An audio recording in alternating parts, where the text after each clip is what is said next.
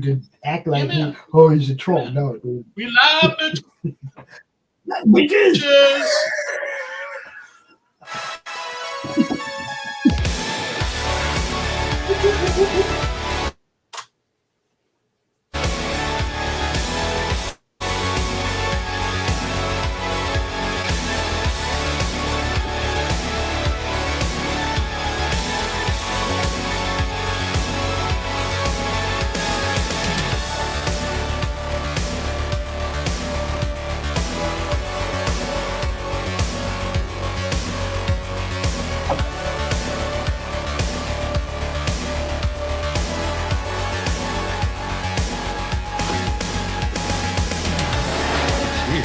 It's alive. It's moving. It's coming this way.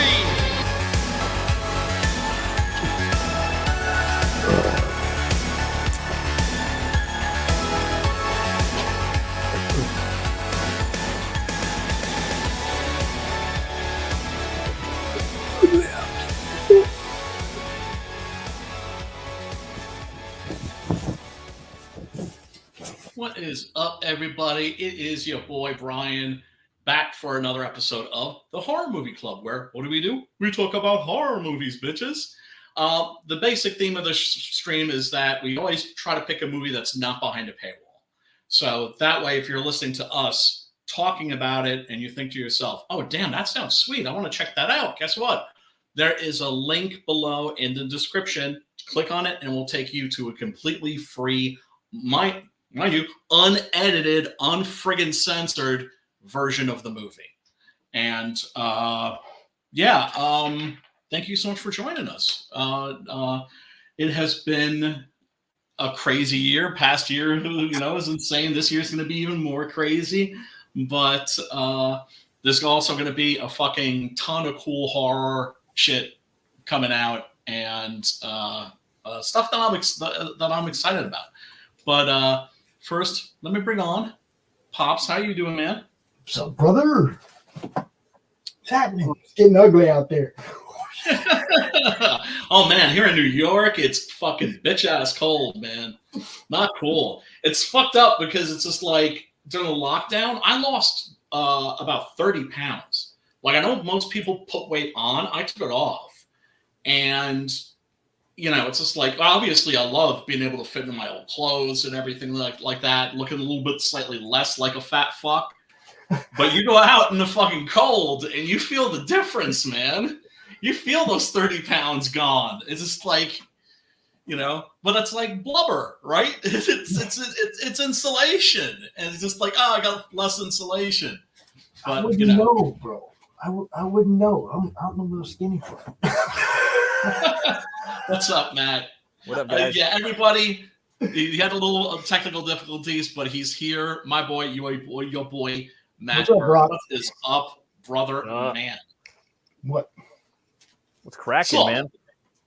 You know what pisses me off?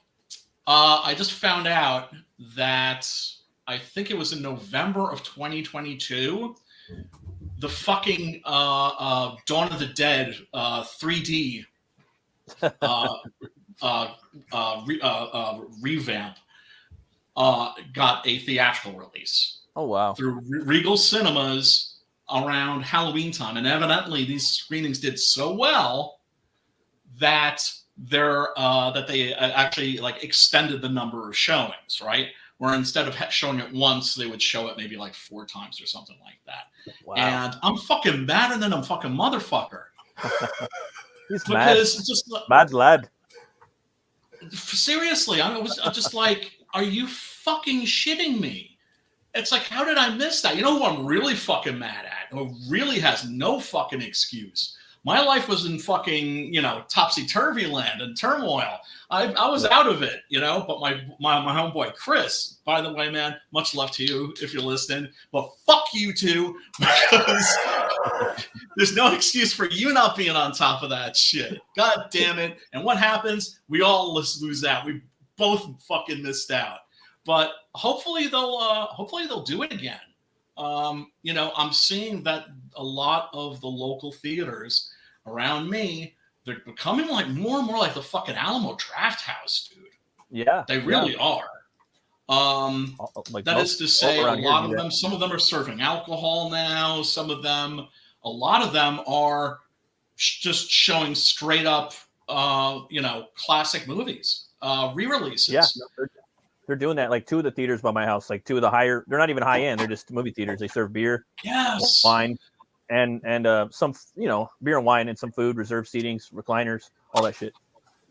But also, it's just like, because, I mean, I've been saying for years, I'm sure you guys agree with me, like, they can't get fucking asses into seats, fucking show Ghostbusters, go show Back to the Future, show the original unmolested versions of the Star Wars movies, right? Yeah, totally. Re-release, motherfuckers, re-release, because there's tons of, one of the things I always loved about the Alamo Draft House by me was that, it's just like, oh man, they're showing Streets of Fire. I never got to see that on a big screen. I missed that when it was in the movies. Dope. I'm gonna go fucking see that and fucking, get my vape on, get a nice fucking beer or a nice fucking cider, and 100%.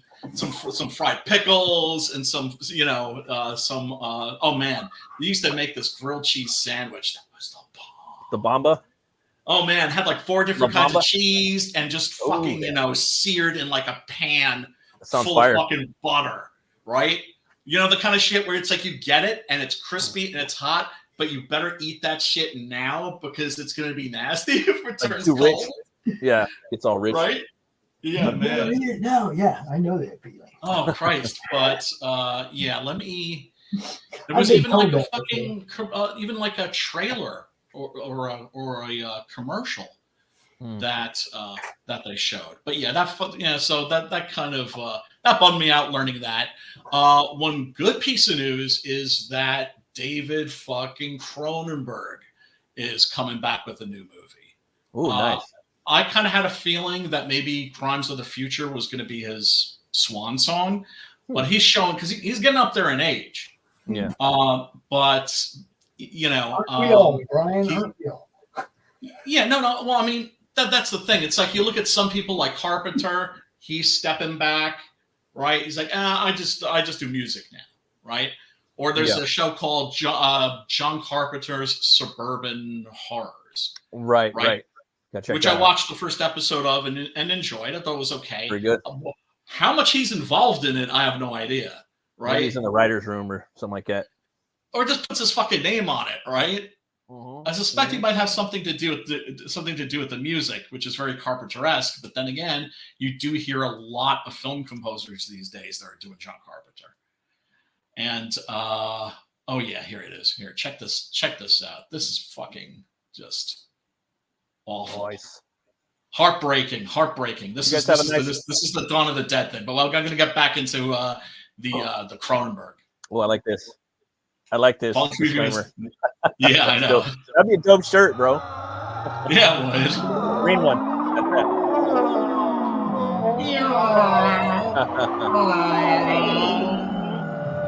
Real entertainment. Oh man, I hear that music and I'm just like I'm sorry, man. Fucking the original Dawn of the Dead's like the best movie ever. Yeah. It never gets old. In 1979, George A. Romero brought us. So this is one of the things that's cool about this is that it's a mock-up of the original theatrical trailer for Dawn of the Dead. Fuck yeah. The most intensely shocking motion picture experience for all time, Dawn of the Dead. Now, an all-new dimension of terror has been added to the ultimate zombie masterpiece. George A. Romero's Dawn of the Dead is now in 3D. Oh man. All right, so because here's the thing, it's just like I had this conversation with my man Chris. I'm just like, okay, Dawn of the Dead in 3D, didn't ask for it, right? Didn't want it, but it exists. Holy fucking shit! I want to see that shit. Yeah. Right? It's just like somebody actually went and fucking did that, and evidently it was Richard P. Rubenstein. and it was a bit of a fiasco. Actually, that was the reason, evidently, you couldn't get Dawn of the Dead on Blu-ray in America. I still don't think you can.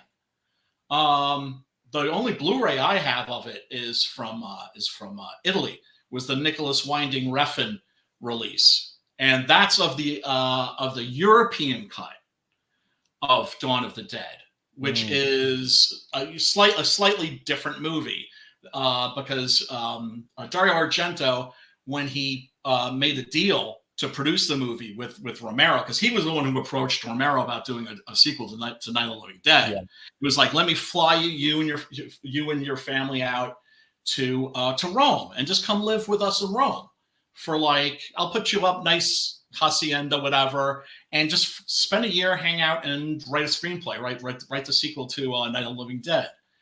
And the deal stipulated that Argento could have his own cut of the movie, right? That Romero could do anything he wanted with the American release, and Argento could do anything he wanted with the Italian release. So it's, and then there's like the because they both have both versions, actually, right? Because there's a theatrical version, there's a so-called director's cut, which is not the director's cut, it's the Cannes Film Festival cut, and then there's, are everybody keeping up with this, by the way? Then there's the Dario Argento cut, right? And then somebody, God bless their fucking heart, took the maximum amount of footage that exists for all those movies, all those versions, because they all have footage that's not in any of the other versions, and fucking slapped that shit together in an editor and made a beautiful fucking version called Dawn of the Dead Extended Mall Hours Cut. Oh, that's a dope ass title. I was gonna say Franken-cut, but damn, dude, the Mahler cut, dude. It's because it's. This is one of those movies where it's like, it can never be long enough for me. I'm hoping. It's very immersive. That movie is. It's like you're in the mall the whole fucking time. You know. I remember seeing that like really young, dude. I don't know if I told you the story. My grandpa came over, my uncle, and my dad, my sister, I don't know if my little brother was born yet, but we all watched it in the living room. I was like, whoa, this is fucking crazy, you know. And it just made a big impact on me. And that whole scene with the dude, when he gets it at the end, the little guy, you know, and the shroud, like it just falls off his face. It's like, wow, this is scary. Yeah. I got to see it in a drive-in. Oh, really? Yeah. Awesome. And my brother took me, and like my little friend and his girlfriend. And I think it was, I may be wrong, but I think this was on a double feature with David Cronenberg's Scanners. Oh, nice. So it was like an exploding head double feature. Lots and of popcorn. Both times when the fucking heads exploded, people heard people leaning on their horns. Fully interactive engagement. Fuck yeah! That'd be fun. Yeah, so Richard P. Rubinstein went and had Dawn of the Dead retrofitted into 3D, but it cost someone an insane amount of money, like $2 million. Wow. And then he was just like, well, how do I release this and make a profit? So he was just sitting on it for years. But like I said, this re-release got so much love that it had an extended play. I know Godzilla -1 is still in theaters. Mm-hmm. That was only supposed to be around for maybe like a week or a weekend or something. Tearing it up at the box office, so. Oh man, humiliating Hollywood. Is now in 3D. The original horror classic back on the big screen, uncensored, uncut, in 3D. George A. Romero's Dawn of the Dead in 3D. Shoot it, man. Shoot it in the head. Shoot him in the head. Shoot it in the head. Yeah, they gotta keep fostering these movies into the theater now on the Regal. Right, so this is Regal. I don't know if they have this chain where you boys. That's what are we at. got. No, that's one of them.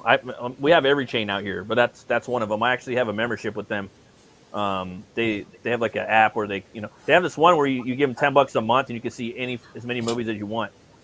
Pretty good app. $10 a month? They have, yeah. I think it's 20 now, but It was insane, bro. And they put in a new Dave and Buster's right next door at the Long Beach Town Center. So I was down there today, actually. But yeah, it's a pretty decent theater. They got they serve beer and everything there. Then there's Harkins, another one called Harkins over in Downey, and then there's one called I forgot the name of it. No, Harkins is in Cerritos, and in Downey we got Cinemark. So there's a lot. Yeah, But they need to get people in the theater, bro. They need as many people as possible. For like you know, they do the Godzilla thing. They keep putting it out there. People go, man, that was fun. I kind of like going to the movies. I think, you know, and maybe we'll come back for something else, you know. So it doesn't matter. They got to be begging, not choosing, you know. As far as yes. You know, so. They need to get asses into seats. They need to get asses into seats. And you know what? Yeah. Motherfuckers like me are not going to see the fucking new Marvel movie. No, and if you do cheap, jack up the refreshments, and that's cool in my opinion. I really don't give. I mean, it's fucked too, but it sucks when the admission's a lot and the refreshments are a lot. You know, so if I come in, it's $5 to get in, and then you know maybe it's $10 for a big ass large popcorn and $5 for soda. Yeah, I spent $20, but it's better than spending like fucking 30 or 40, right? Oh, dude. And here's the thing. Ultimately, going to the movies is cheap entertainment. It is. Right? It is a cheap night out, comparatively speaking. Right? Rather than going out for like dinner at a really good restaurant and drinks afterwards and that sort of shit. Right. That's fun. You know, and you know, when I go to the theater, that's the only time I drink soda. I get one of those big ass, cartoonishly huge fucking sodas. I get a small one. That's my rule. I get a small. Makes more sense. And then now because of New Year's, Happy New Year's, by the way. My resolution. Oh yeah, Happy New Year's, by the way. I quit drinking soda. Now I'm drinking LaCroix, fucking sparkling water. But when I eat out, I'll get a soda, you know. And then if I go to the movies, I get a small soda. That way I don't got to keep running in the bathroom and I don't miss anything. But I get a big old fucking motherfucker popcorn, you know. Yep. Yeah. I usually don't go for the popcorn, but lately I have. They had seasonings too, like at the new one, the one they refurbished. They used to have the biggest theater in the world, just the auditorium. I forgot how many seats are in there. Wow. It's over in Lakewood, California, and now it's Tuesdays are $5 and Sundays are $5 any movie. But then you get the popcorn, and then they have like once you get it at the butter stand, they have like white cheddar, they got garlic parmesan, they got all these different seasonings you could put on there, a butter like machine where you just keep dumping like buckets of butter on there, you know. So that's good, man. You know, they're getting more like a fucking Alamo, man. Well, that's the thing. It's just like if you're gonna be naughty, it's just like okay, I could do this like once a week, right? Yeah. And you don't stress about it either, because then when you start stressing about it, then that fucks you up. Because stress fucks up your metabolism too. Oh, terribly. I'm actually reading a book that has a lot to do with that. It does, dude. Like people like because the stress of like, oh god, I gotta lose weight. Oh, I gotta gain weight. It's just like, just do what you can sometimes, you know, and just fucking. That actually makes it harder. Yeah. The stress hormones make it more difficult to fucking lose weight. I've gone 60 years without worrying about losing weight. Or gaining weight. 60 years with that never ever being a part of my psyche. Lucky. Yeah. Ever. That's lucky, man. My problem is I'm an endomorph, right? That's to say I'm naturally pear-shaped, right? Like narrow shoulders and just like wide around the middle. And so, you know, I mean, lifted weights, build up the chest, build up the shoulders takes care of that. But it's people like me. I will never be skinny, right? I'll never be fucking skinny. And so I just come to just like say, okay, I'm gonna do the best that I can, and try not to abuse my body. I try to lose weight, but also not to fucking torment myself about it. Oh yeah. I mean, I'm not big. I used to be like 5'8.5", but now I'm about 5'7", right? I'm old. I'm shrinking. Okay. I weigh about 165, which is pretty much what I've weighed since I was 30. You know, I mean, nothing. Right. I'm pretty much the same. You know, mean, I can't run quite as fast, but everything else pretty much the same. I'm a sprinter, but I can't go like long, like I'll sprint pretty fucking quick. I'll run and like jump over a wall and fucking run up a wall and shit. Dude, but after that, I'm done. I'm like, one of my grandsons, my fucking knees would snap. One of my my knees be hurting nowadays. The other days, like when a race took off, I was like, took off past him. I was like, dude, you ain't there yet. Your legs gonna have to get longer before you go do that, dude. Real quick, just wanted to say hey to Phil. Phil's in the chat. Yeah, man, happy New Year right back at you. I totally forgot like last time too to say. Crimson Owl's a friend of mine, Ronnie. What's going on, Ronnie? Good to see you in the chat as well. Oh yeah, most definitely. Is that Crimson Owl? Crimson Owl, yeah, that's Ronnie. He has a YouTube channel too, a smaller one. He also, he's one of us. All right. I'll take your word for it. I'll take your word for it. But yeah, no, I mean, look, the more the merrier. Yeah, so this is the first image from the new David Cronenberg movie. And I was thinking, okay, well, with Crimes of the Future, he was going back to doing David Cronenberg, right? Because for about 20 years, he decided he was just going to do nothing but like art house movies, like respectable movies. That is to say, non-horror movies. And some of those movies are great. Eastern Promises is an awesome movie. Yeah. Some of them aren't so good. Cosmopolis. I can't even fucking remember the title of it. The ones that he did with Robert Pattinson. He did 2 with Robert Pattinson, and they were so memorable. I can't even fucking remember the titles. This looks like it's more in Cronenberg territory. What these are is, and this is because I think this is a spooky, creepy idea. Is it gravestones? This is a graveyard. Let's say those are gravestones. Those are gravestones, and the lights on the front, those are monitors. I was gonna say that's you can sit down and talk to your an AI of your dead relative or some shit.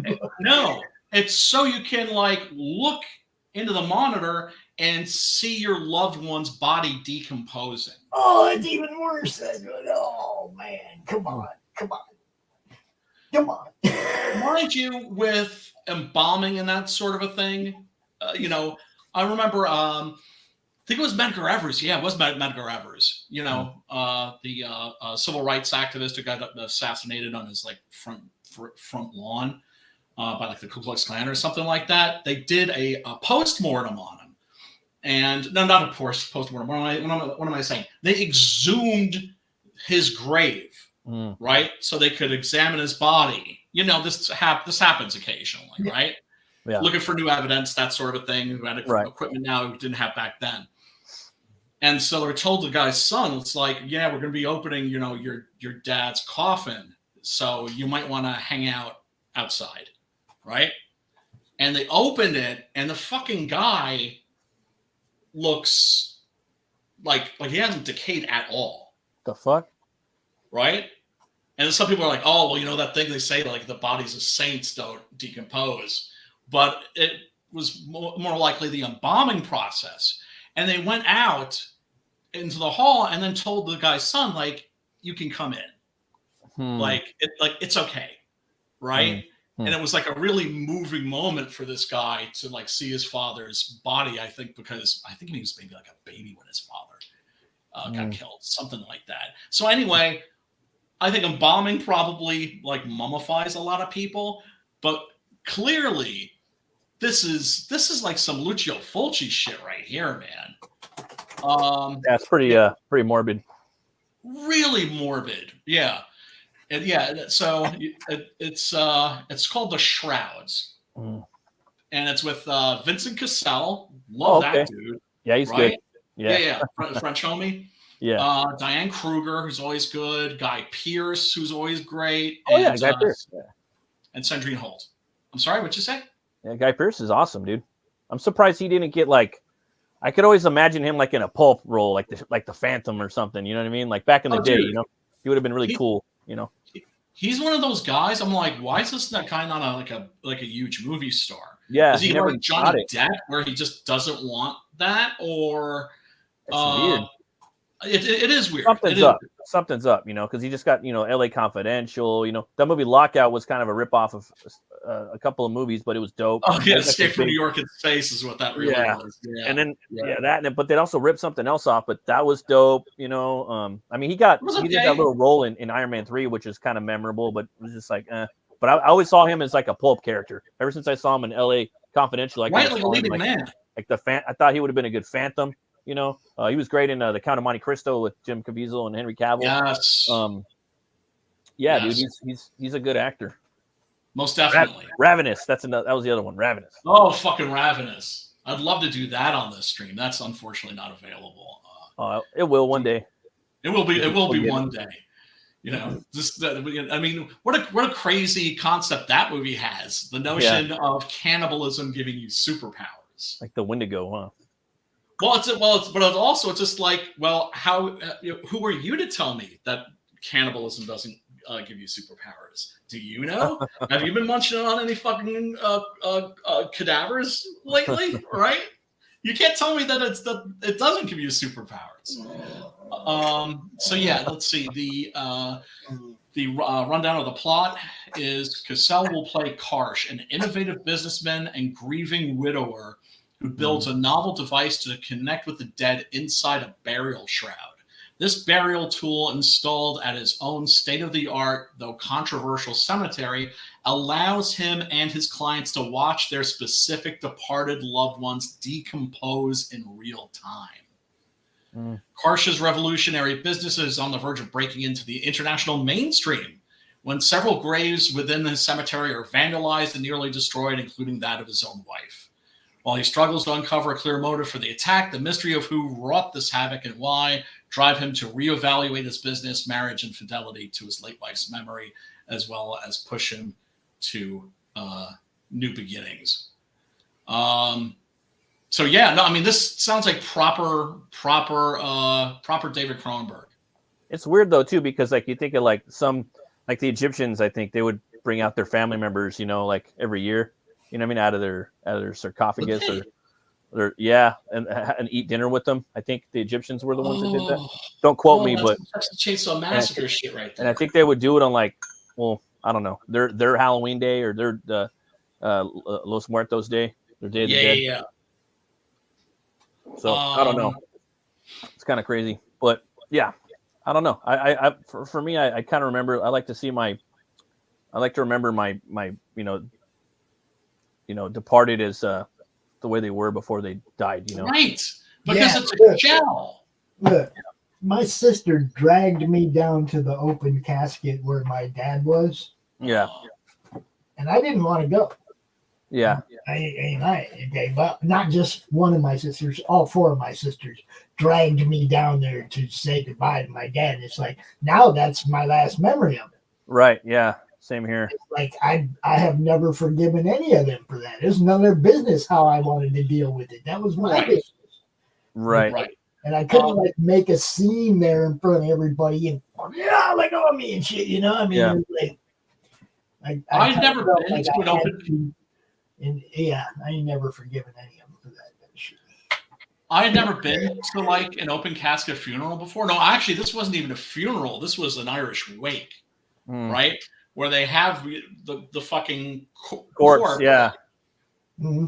in a fucking coffin and the fucking lid's open, right? Yeah. And so I've seen dead bodies before, you know, in New York City. I saw them a few times. But this creeped me out because I was just like, I was really nervous about it going in. And this was just like, maybe 5 years ago. The guy had been a member of our support group and was like really beloved. He had cancer, like throat cancer. And he was just like, I just want to make it long enough to see my daughter get married. Right. And he made it even past that. He made it to that and then past it. And so we'd like whip the cancer and then it would be back. And this is the last time he showed up to the group. And so he said, it's back. Like we all kind of knew. And he knew. And he was okay with it. He was just like, at least it's not that fucking depression. You're right. It's like, I could deal with this a lot better than that. And so, you know, we wanted to go and pay our respects to his family and everything. And they were just thanking us like, oh, you know, you did so much for him the last few years of his life were great. And I'm just like talking to them, and out of the corner of my eye, I see that fucking casket. And so I go over finally, and it's like this wax dummy. Yeah, it looks like the Movie Land Wax Museum, you know, House of Wax. And I suddenly got it. Yeah. It was like, I was like, oh, gonna go over and, you know, say bye to Tom. You go over and like, that's not Tom. Yeah, exactly. And so I think I understand the open casket thing. Now, obviously, you shouldn't force anybody, right? But I suddenly got it and I was like, oh, okay, all right, yeah. It's to let you know. It's just like, yeah, it's to make the to help with the grieving process. Now, obviously, this is not about moving the grieving process forward. Some people are all about going down there and kneeling by that open casket and saying goodbye and touching the corpse and all that. Not me. Okay, I'm gonna be over there, and I have no problem standing up and eulogizing you or giving you your due. I got no problem doing that, but I'm not getting up near your corpse. That's just I can't do that. I can't do it anymore. So you've been to open casket funerals or Irish wakes or that sort of a thing? Well, I mean, I only had to see one. I mean, I've seen dead people on the streets, obviously. Yeah, me too. I mean, I lived in the city most all my life. I've seen shit. But, you know, that was the first time that I walked up on it. I was dragged up on a casket I didn't want to be dragged up on. You know what I mean? It was like, that was it's just creepy, man. It's creepy that people want to look at you.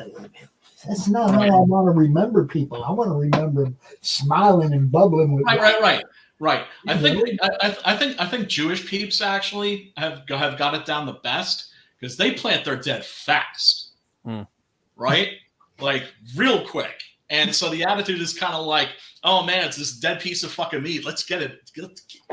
Let's get this going. Yeah, I'm good with the memories. I'm good, you know. I'll cherish the memories. I don't need to hands with the corpse. I'm good. No. Shadow. So, Happy New Year, Shadow. Yeah, what up, Happy Shadow? New Beer. Good seeing you, man. Harbor Farms gets me through the day. I'm just saying. That looks good. So, everybody, tonight's movie is DEATHGASM. Matt's been telling me about this one for a while. I wanted to watch it because I knew that Joe Bob Briggs did this movie that's right. on Shudder in his Last Drive-In series, and so I wanted to watch that. But then the thing is with streaming channels is there are all these funky things with like licenses and shit, and so movies will disappear, and it said like this movie is currently not available. Right. So you can watch like the Joe Bob commentary separate because they also offer that too. If you just want, you know, the in between bits where, you know, he's like, he's talking about the movie or interviewing people that were involved in the movie or just fucking making like horrible jokes. But it's on Tubi and checked it out last night and found it really amusing. It's from New Zealand, right? And I was thinking like, okay, this is obviously somebody that's inspired by Peter Jackson, right? Yeah. And one of the characters in the movie is even wearing a Bad Taste t-shirt. Bad Taste, in case you folks didn't know it, was Peter Jackson's first movie, which he shot, I think, on videotape way back in the day. What would happen would be he was working at a newspaper, and so over years, I think, like 5 years or something, it's like he would have some money, and then he would shoot some footage, and then he'd be broke again, and then he'd like save up some of the money, then he would blow it and fucking, you know, shoot more. And so that took years, but it came out and became an instant cult classic. and obviously launched his career. Man, I love these fucking credits, man. It's crazy. So what's cool about this movie is it's because I had to check. I was just like, because I'm getting these ideas about who this director is, right? Let me see if I'm right. And I go and I check his IMDb listing. This guy has worked on a lot of Peter Jackson movies. That's right. In fact, he's a visual effects artist for Weta Workshop. What? Right? Yeah. Mm-hmm. And who did Lord of the Rings and does lots of shit these days, right? Mm-hmm. And so, God, what am I saying? Okay, so Peter Jackson did Bad Taste, then he did Meet the Feebles, right? Which is awesome. Yeah. Awesome movie, which never got a release. I never remember seeing it on videotape or anything like that. It's basically the fucking the Muppet Show on the brown acid from Woodstock. It's just all kinds of fucking fucked up and crazy. It's awesome. Then he did Brain Damage, also known here as Dead Alive. Yeah, that one's awesome. Which is awesome. And that is in a big way an homage to the Evil Dead movies by Sam Raimi, right?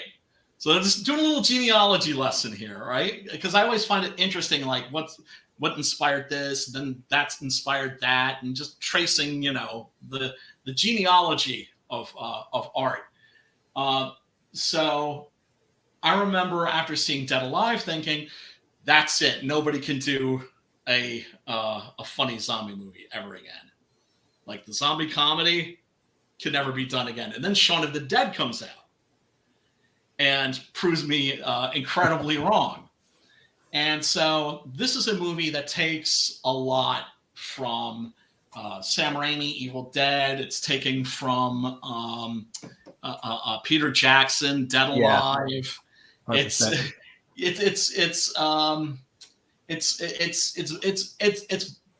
taken a lot of different influence. Shaun of the Dead, of course. Would you say that this is closest to Shaun of the Dead, just in terms of its structure? That and also like Evil Dead, a lot, very Evil Dead, and Shaun of the Dead. I'd say those two for sure. I mean, because they have the pages, you know what I mean. And then I think that also the new Evil Dead Rise took from this movie also later on. Maybe not take from this movie, but as far as like the musical shit, you know what I mean. I mean, as far as that goes, and then and just straight up having like black metal in that regard with this type of horror comedy, I think this is the first movie to do it. Oh my God!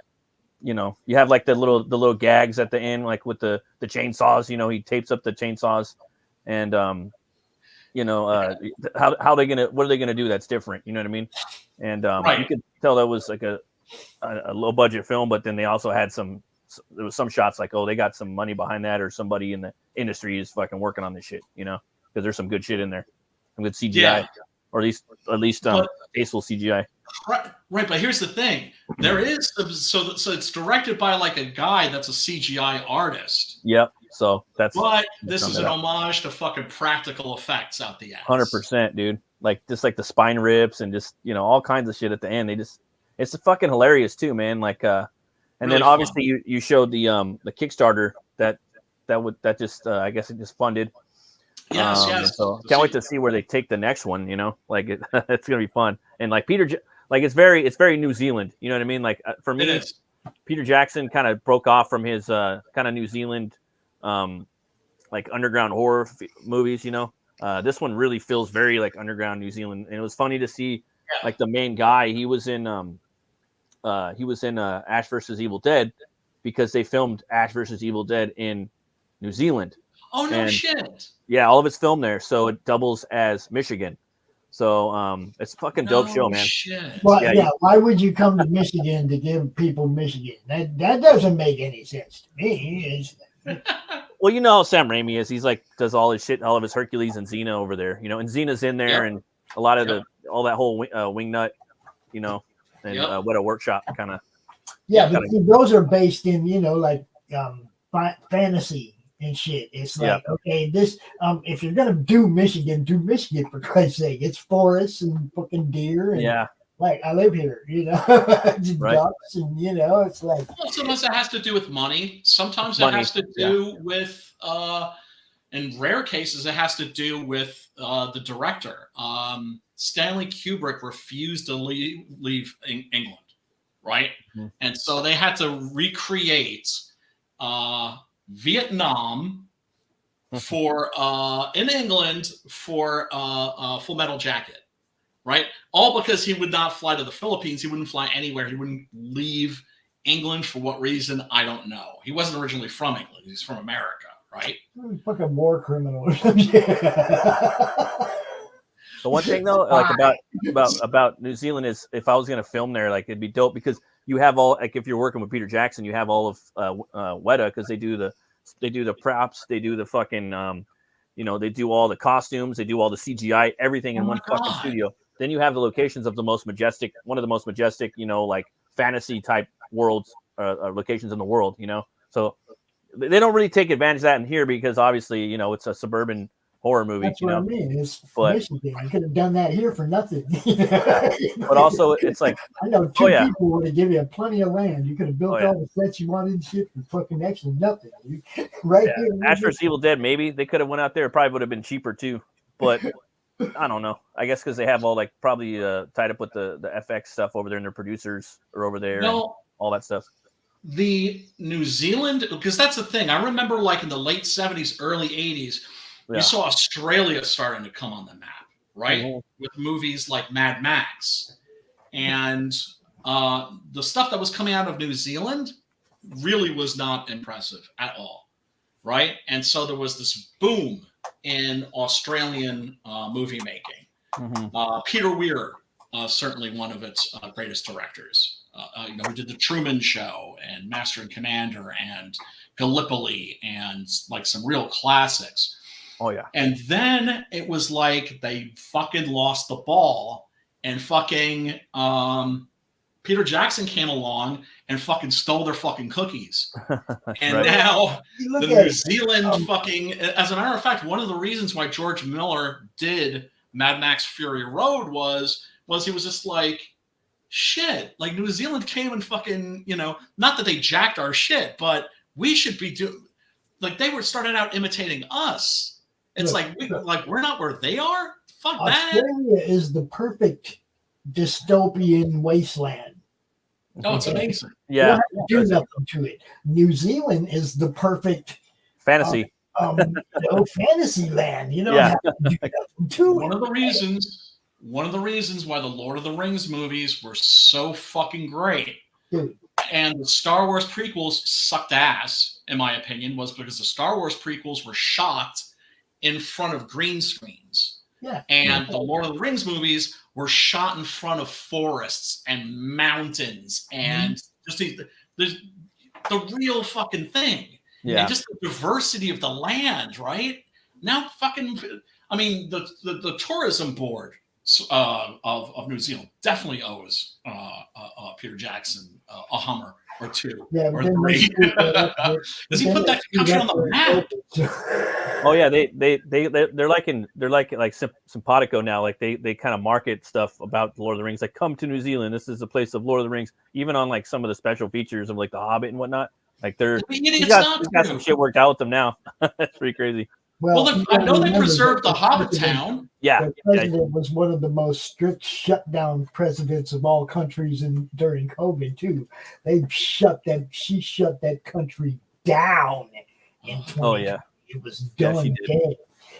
You're lucky if people go back there, man.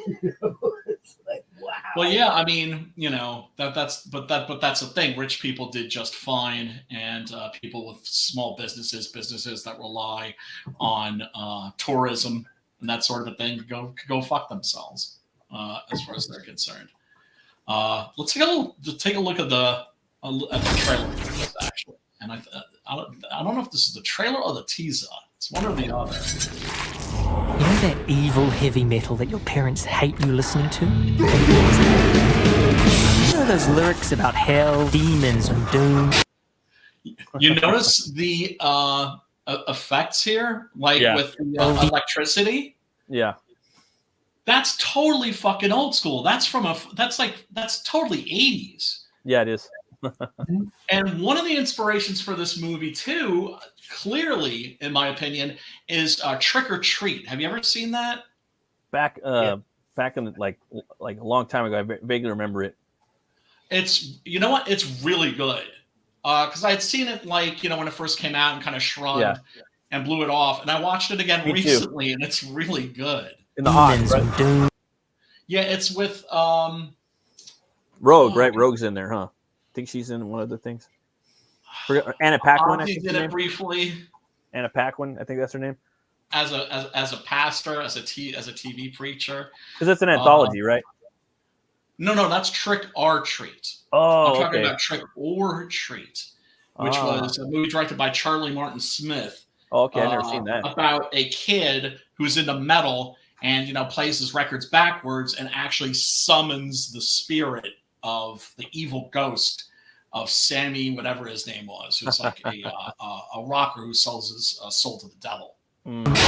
What if I told you it's all real? I know.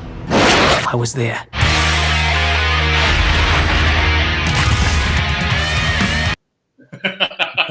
It's all like power metal. Yeah, it is. They hit a lot of different subgenres of metal in here. That's what's pretty cool about it. I mean, obviously it's like kind of black metal, but you got the power metal and then the thrash, and then he's got all these different styles, and then he talks about the different styles when he's having a little chat with that chick in the park. It's pretty funny.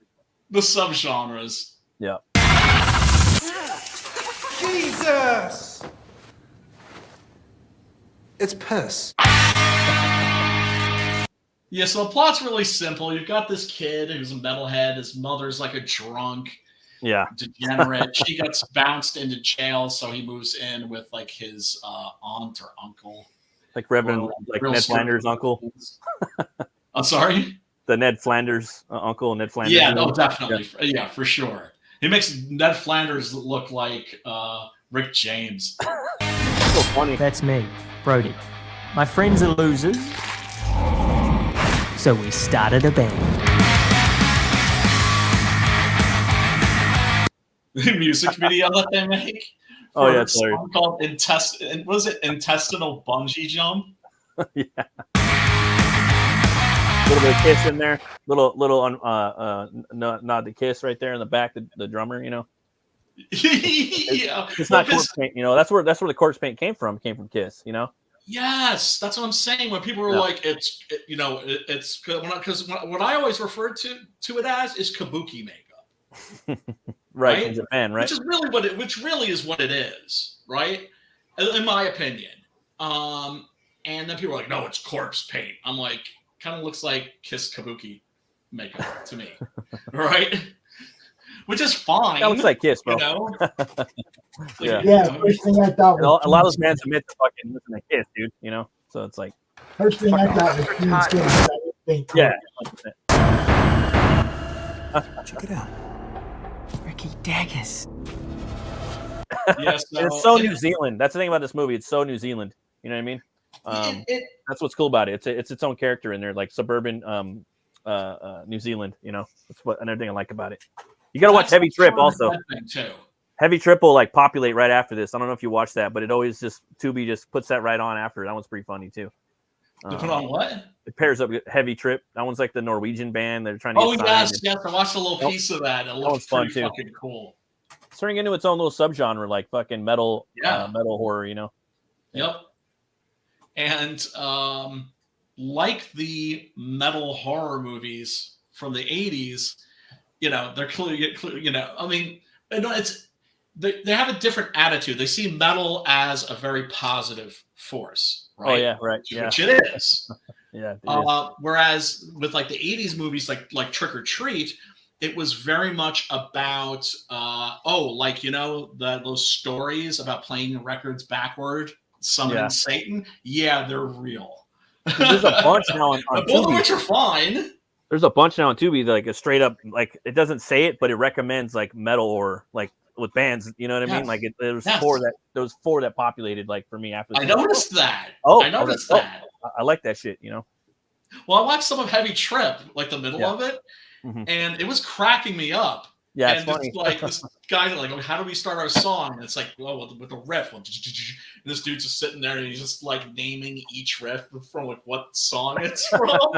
Yeah, it's like and with the metal, it has to be. I mean, obviously, I think there's got to be the comedy in there, and not take yourself too seriously. I mean, you can. It could be done, but I think it's more fun if you kind of have fun with it. As in metal itself. Don't take your fucking metal too seriously. Your metal is not precious.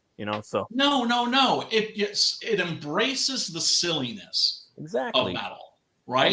That the silliness of metal is something that should be embraced. Yeah, fuck yeah.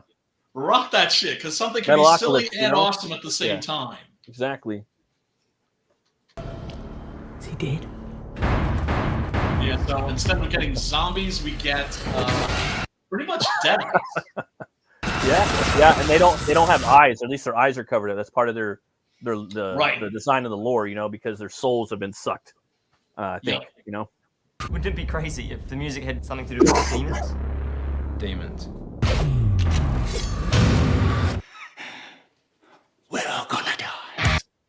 Yeah, so that guy is this old crusty rock star that is pretty much achieved legendary status, and by legendary meaning he's almost like an urban legend. This guy just disappeared, but he happens to be living in their town, and he has possession some sheet music that looks very old, medieval, quite frankly, and it's what is it? It's the Black Hymn, right? And so if you play the Black Hymn, it causes like this demonic possession apocalypse. I translated those pages. Now people are turning crazy, like possessed crazy.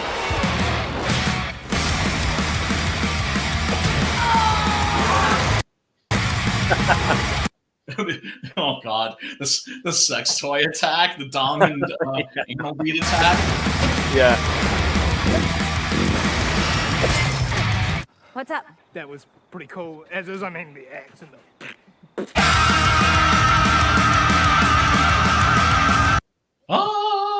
This movie's either like laugh out loud funny for you, or it's just kind of like meh, or you're just like gross. It's one of those three things, I thought it was hilariously fun, entertaining. I can't wait to watch the second one. It's a comedy, and it made me laugh. I have my issues with it.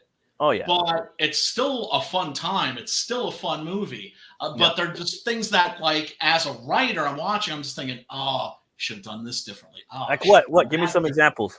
I'd like to know. Okay.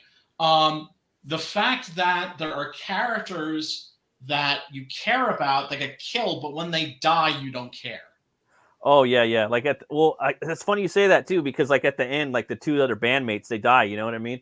Yeah. And I was just thinking, like, damn, they're not really. It's not. Again, it doesn't fall on the pressure. It's not tragic. It's not tragic. And it's like, for me, I'm like, but in a way, I kind of liked that about the movie. But it was funny. It's funny. Yeah, but you can have both. That's what I'm saying. Yeah. You could but that's the thing. Yeah. This is why Shaun of the Dead is a classic, right? Yeah. Because you can have that emotional content and the fucking comedy. One doesn't come at the expense of the other, right? Yeah. So it's like, if I'd been like hanging on this guy's shoulder, if he'd hired me as an editor or something like that, I'd be like, no, dude. You want to take someplace maybe the audience isn't expecting to go, where they're fucking laughing one minute and the next moment, you want it even darker, because like for me, I think it's a comedy first before the horror. Oh yeah. This is just a straight comedy. Like if for I wouldn't even call it a horror movie. It would just take it like, I don't know. It would just take it into a deeper movie, Yeah, I mean, I always believe that things are a little bit better when you play them kind of straight. This is not even playing it straight, even a little, and that's fine, because once again, it's not trying to be anything other than Dead Alive for the most part. Yeah. Yep. And Dead Alive is awesome. Yeah. Love this Dead Alive. I'm not even sure I'm in the right tuning. Brother to steal. I'm sorry, Matt. Did you just say something? Oh no, it's just like there's just I was watching it because I had only watched it once, and there's a lot of little things in there, but just like this, I forgot that the buddy, like, because I haven't seen it. Like, I think I saw it right when it came out, maybe, or something like that. But the buddy, like, I forgot the buddy like lived, and I'm like, did the buddy turn into the main demon at the end, or was it something? I couldn't remember, you know. And yeah, that was cool. And then he came back, and I don't know. Like, I'm like thinking, oh, I hope he comes back, and they're probably gonna get new band members now. But in a way, it's like I kind of like it because I don't know, like with metal, dude, like it's just so brutal. Like people die, and it's just kind of is what it is, you know. But that's kind of the way things are, though, you know. Now, like in writing a lot, like not keeping anything precious, you know. And in here, it's just thrown away at a gag, you know. I don't know if they're going to switch that up in the next movie. You know what I mean? It knows what it is. It's not to be pretending to be anything that it's not. Yeah. It's just, as a writer myself, I can't help it. I start fucking rewriting shit in my head if I feel like, you know, my emotional dowsing rod is going in a different direction than the movie is going. Yeah. Do you know what I'm saying? Oh yeah. Like I mean, even off his dad, and he's like, that was brutal, you know. It's like your dad's wearing a fucking engine on his head, you know, or some shit, you know.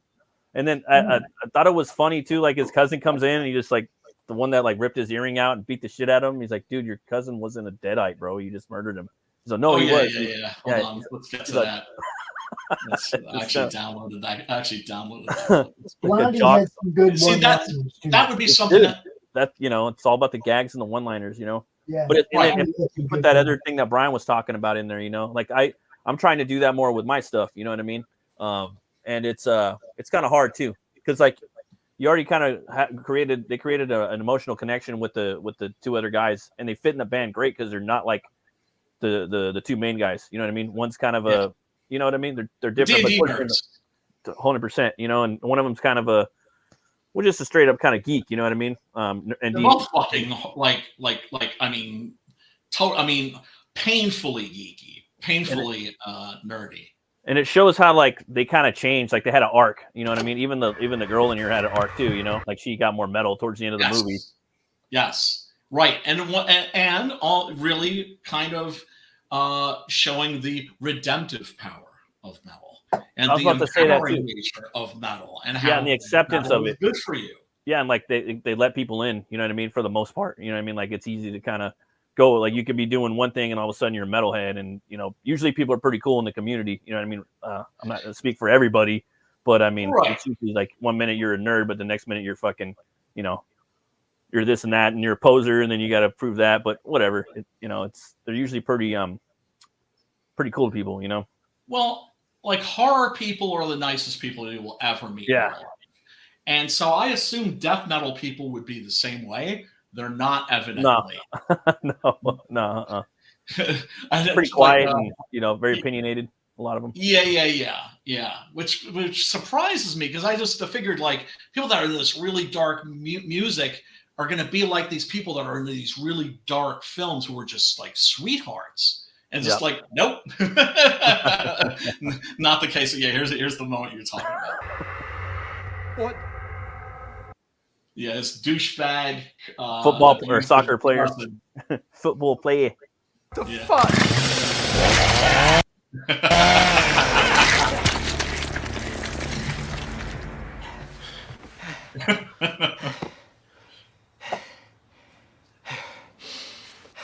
Pretty sure he wasn't possessed.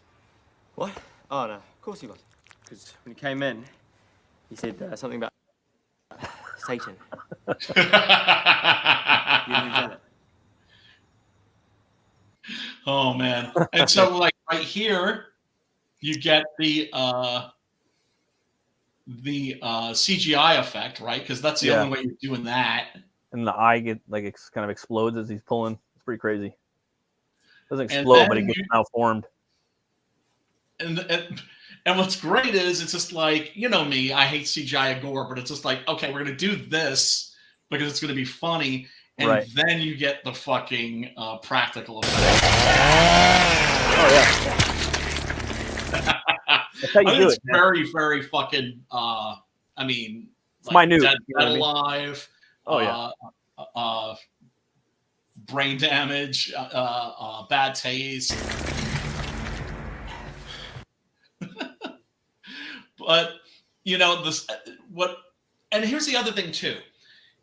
One thing that this movie does have is that it has a heart, right? A little bit, yeah. That is to say, you need a scene in the movie that's kind of the centerpiece, right, of the movie, right? That kind of grounds it in a emotional way. You know, helps establish the theme and all that stuff. And this movie has it, and it is, let's see, this scene.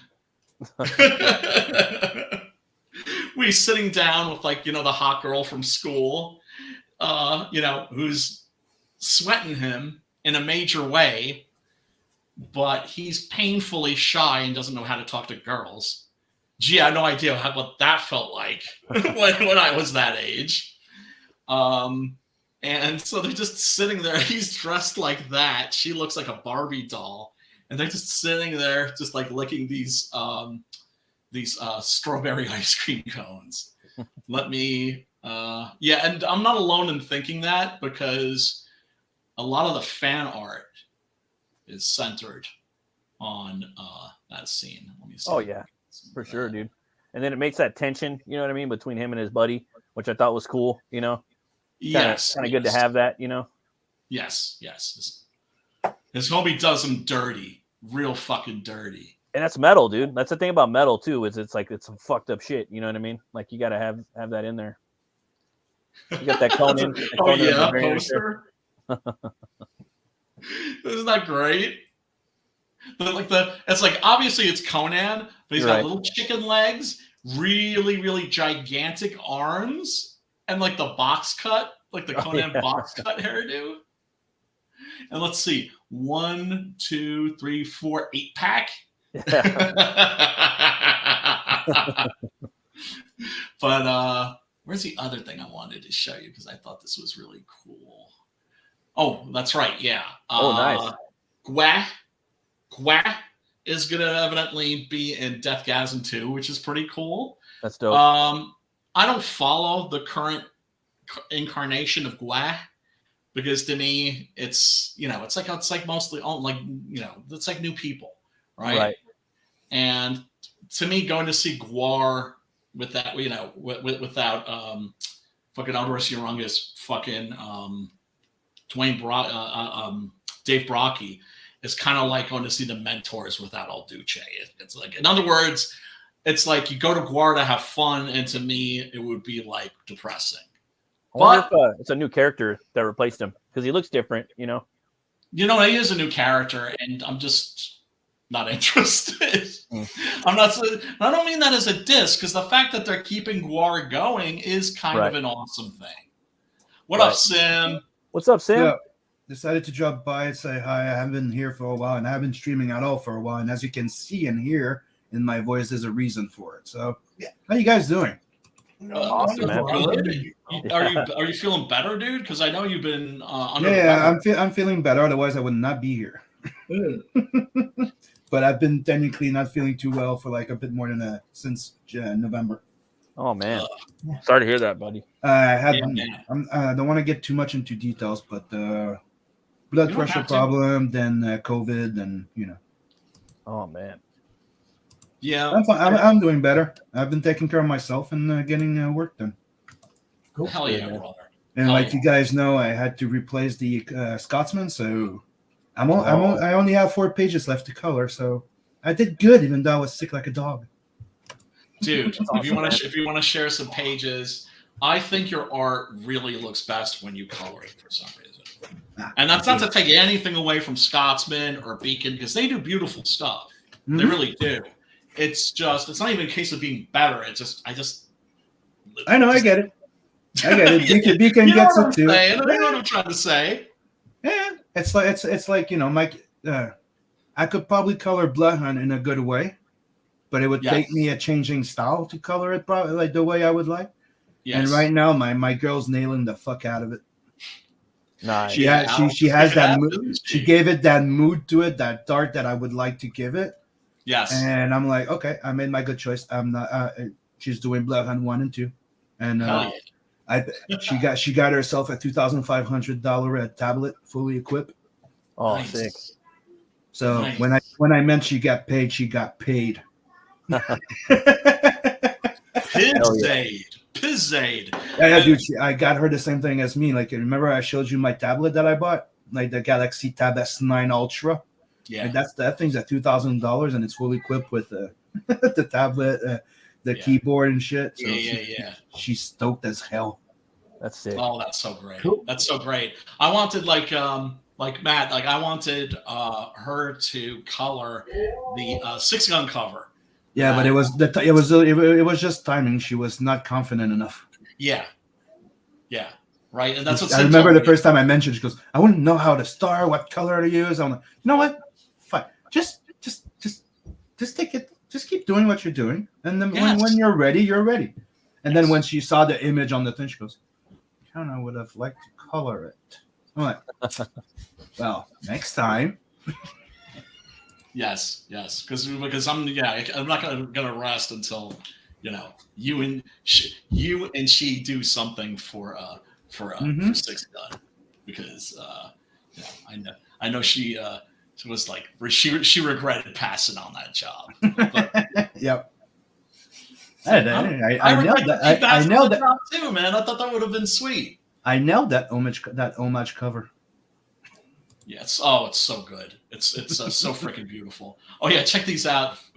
These are action figures. Oh shit, they got toys too, huh? Like, who the fuck did they hire for that fucking logo? It's not readable at all. Yeah, but that's the point. Yeah, but dude, when you're doing anything that's come on, it needs to be readable. Like, go all out. Yeah, but it needs to. Yeah, but I mean, did you see the movie? Have you seen DEATHGASM? I don't think so. They got a comic of it too. It's a comedy. So yeah, I get it, but dude, come on, you're seeing that toy there. You have no idea it's DEATHGASM. Oh, but the only way you're buying this, because you're not getting this at fucking Target. You're getting this through like a Kickstarter campaign or through a website or something. Fair enough, but it still needs to be readable. I'm sorry. Like, at least do like, I don't know, like you separate your letters and then you do an outer rim with another color, darker color or blood color. At least try and make it more readable, because right now it just seemed like a mess. I mean, this is your branding, man. But I'm saying that's kind of the point. That's the point, though. That's the joke. Yeah, that's the whole joke. You can't read it. No, this would fit perfectly on the little segment that Matt does on his show of Death Metal Decode. Oh, Black Metal Decode? Yeah. Black Metal Decode. Yeah, actually, I've turned it into a game. Like, see if you could fucking read what it says. This is a comic? Yeah, I was like, what the fuck? I'll fucking buy that shit. Opus. I'm guessing that this is a New Zealand publisher. Oh, okay. Gene Simmons wants to talk with you. What'd you say? I said Gene Simmons might want to talk with him. Talk about the comic image, not the rest. Right. Oh, maybe the cat guy there. Yeah. So maybe he did already. He's pretty quick with that. And you're gonna see DEATHGASM 2 coming out, owned by Kiss. Right. Produced by Gene Simmons. Yeah. No, Gene Simmons will get a piece because he's all about nickels and pennies. Then the kid's gonna have Simmons makeup instead of the makeup he's got now. His tongue's gonna like hit the floor. That's what I would do. He's a demon. He'll speed fire and all that. Yep. No, I didn't watch that movie yet. It's a pisser. It's a pisser. Like I was telling Matt, they're like things where I wish they'd done this different, wish they'd done that different. But I mean, it's mostly nitpicks on my part, because it is really it gets the job. You know, I was thinking about getting a tattoo. It would drive my dad crazy. I should get you to design it. Maybe that's lame. Of course. Mind you, they're having this conversation after like about a minute or two of awkward silence. I mean, of course, I would help you design it. Not, of course, I think it's lame. Okay. You know, I was thinking about getting it just here. I was laughing at the way they're eating their ice cream. Yeah, the sound effects. Yeah, the sound effect, but the way that he was like Yeah, you get a kick out of this movie. Yes. Good spot for it. Or maybe here on my upper thigh. Yeah. Oh shit. I so relate to this because, man, I look back at all the girls that were macking on me, and I thought like no girls were into me, and then like years later I'd be like, oh, she like dummy, she was trying to fucking tell you something. Yes, both great areas, places, and hard decision.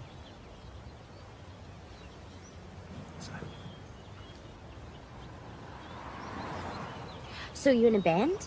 Yeah, I play the guitar. I mean, X. Yeah, so he basically educates her on metal, and then she has like a little fantasy, has like a little well, let's see. Somebody else flip.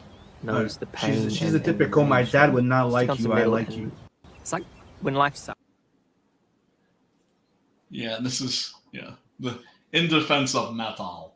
It's like when life sucks, and you feel alone and empty. Stick on some metal, and life is better because somebody else knows the pain and the rage that you're going through. You know. Yes, indeed.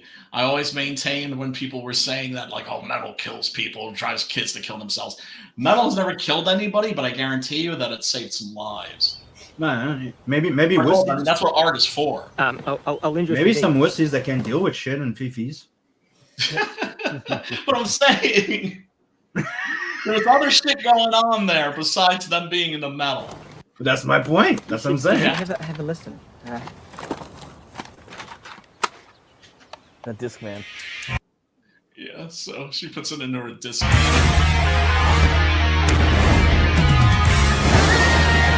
I love how her fantasy is identical to his. It's like she's got two chicks where he had one.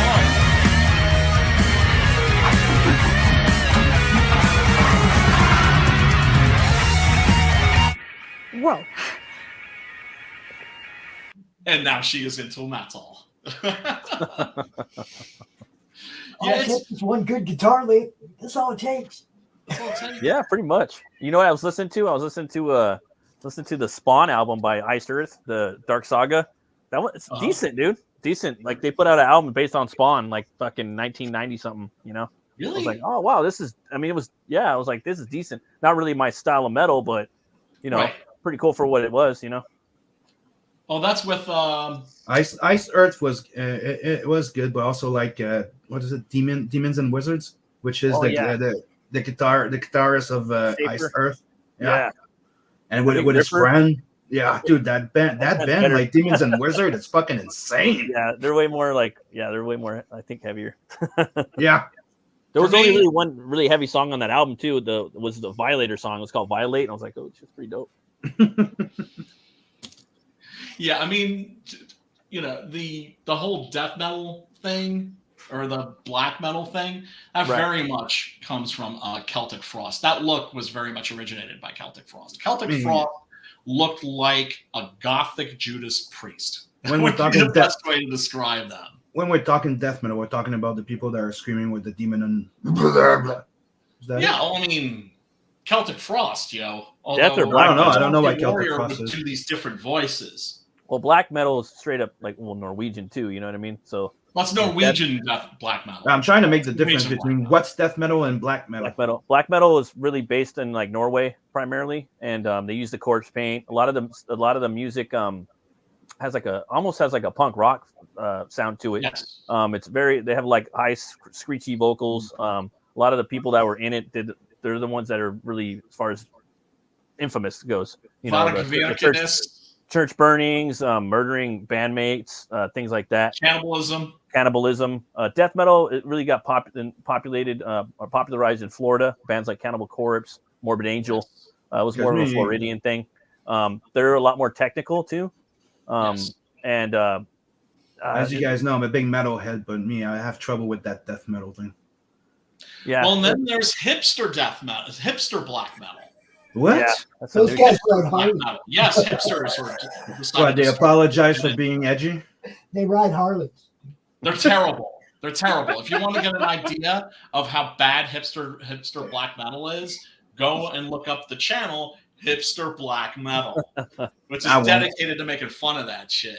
That's funny. I'm good. I'm good. I won't. Yeah, I mean, for me, I stick to my playlist. I mean, no, I get it. I understand. I'm just saying, if you just want to shits and giggles. Oh yeah, right? yeah, for sure.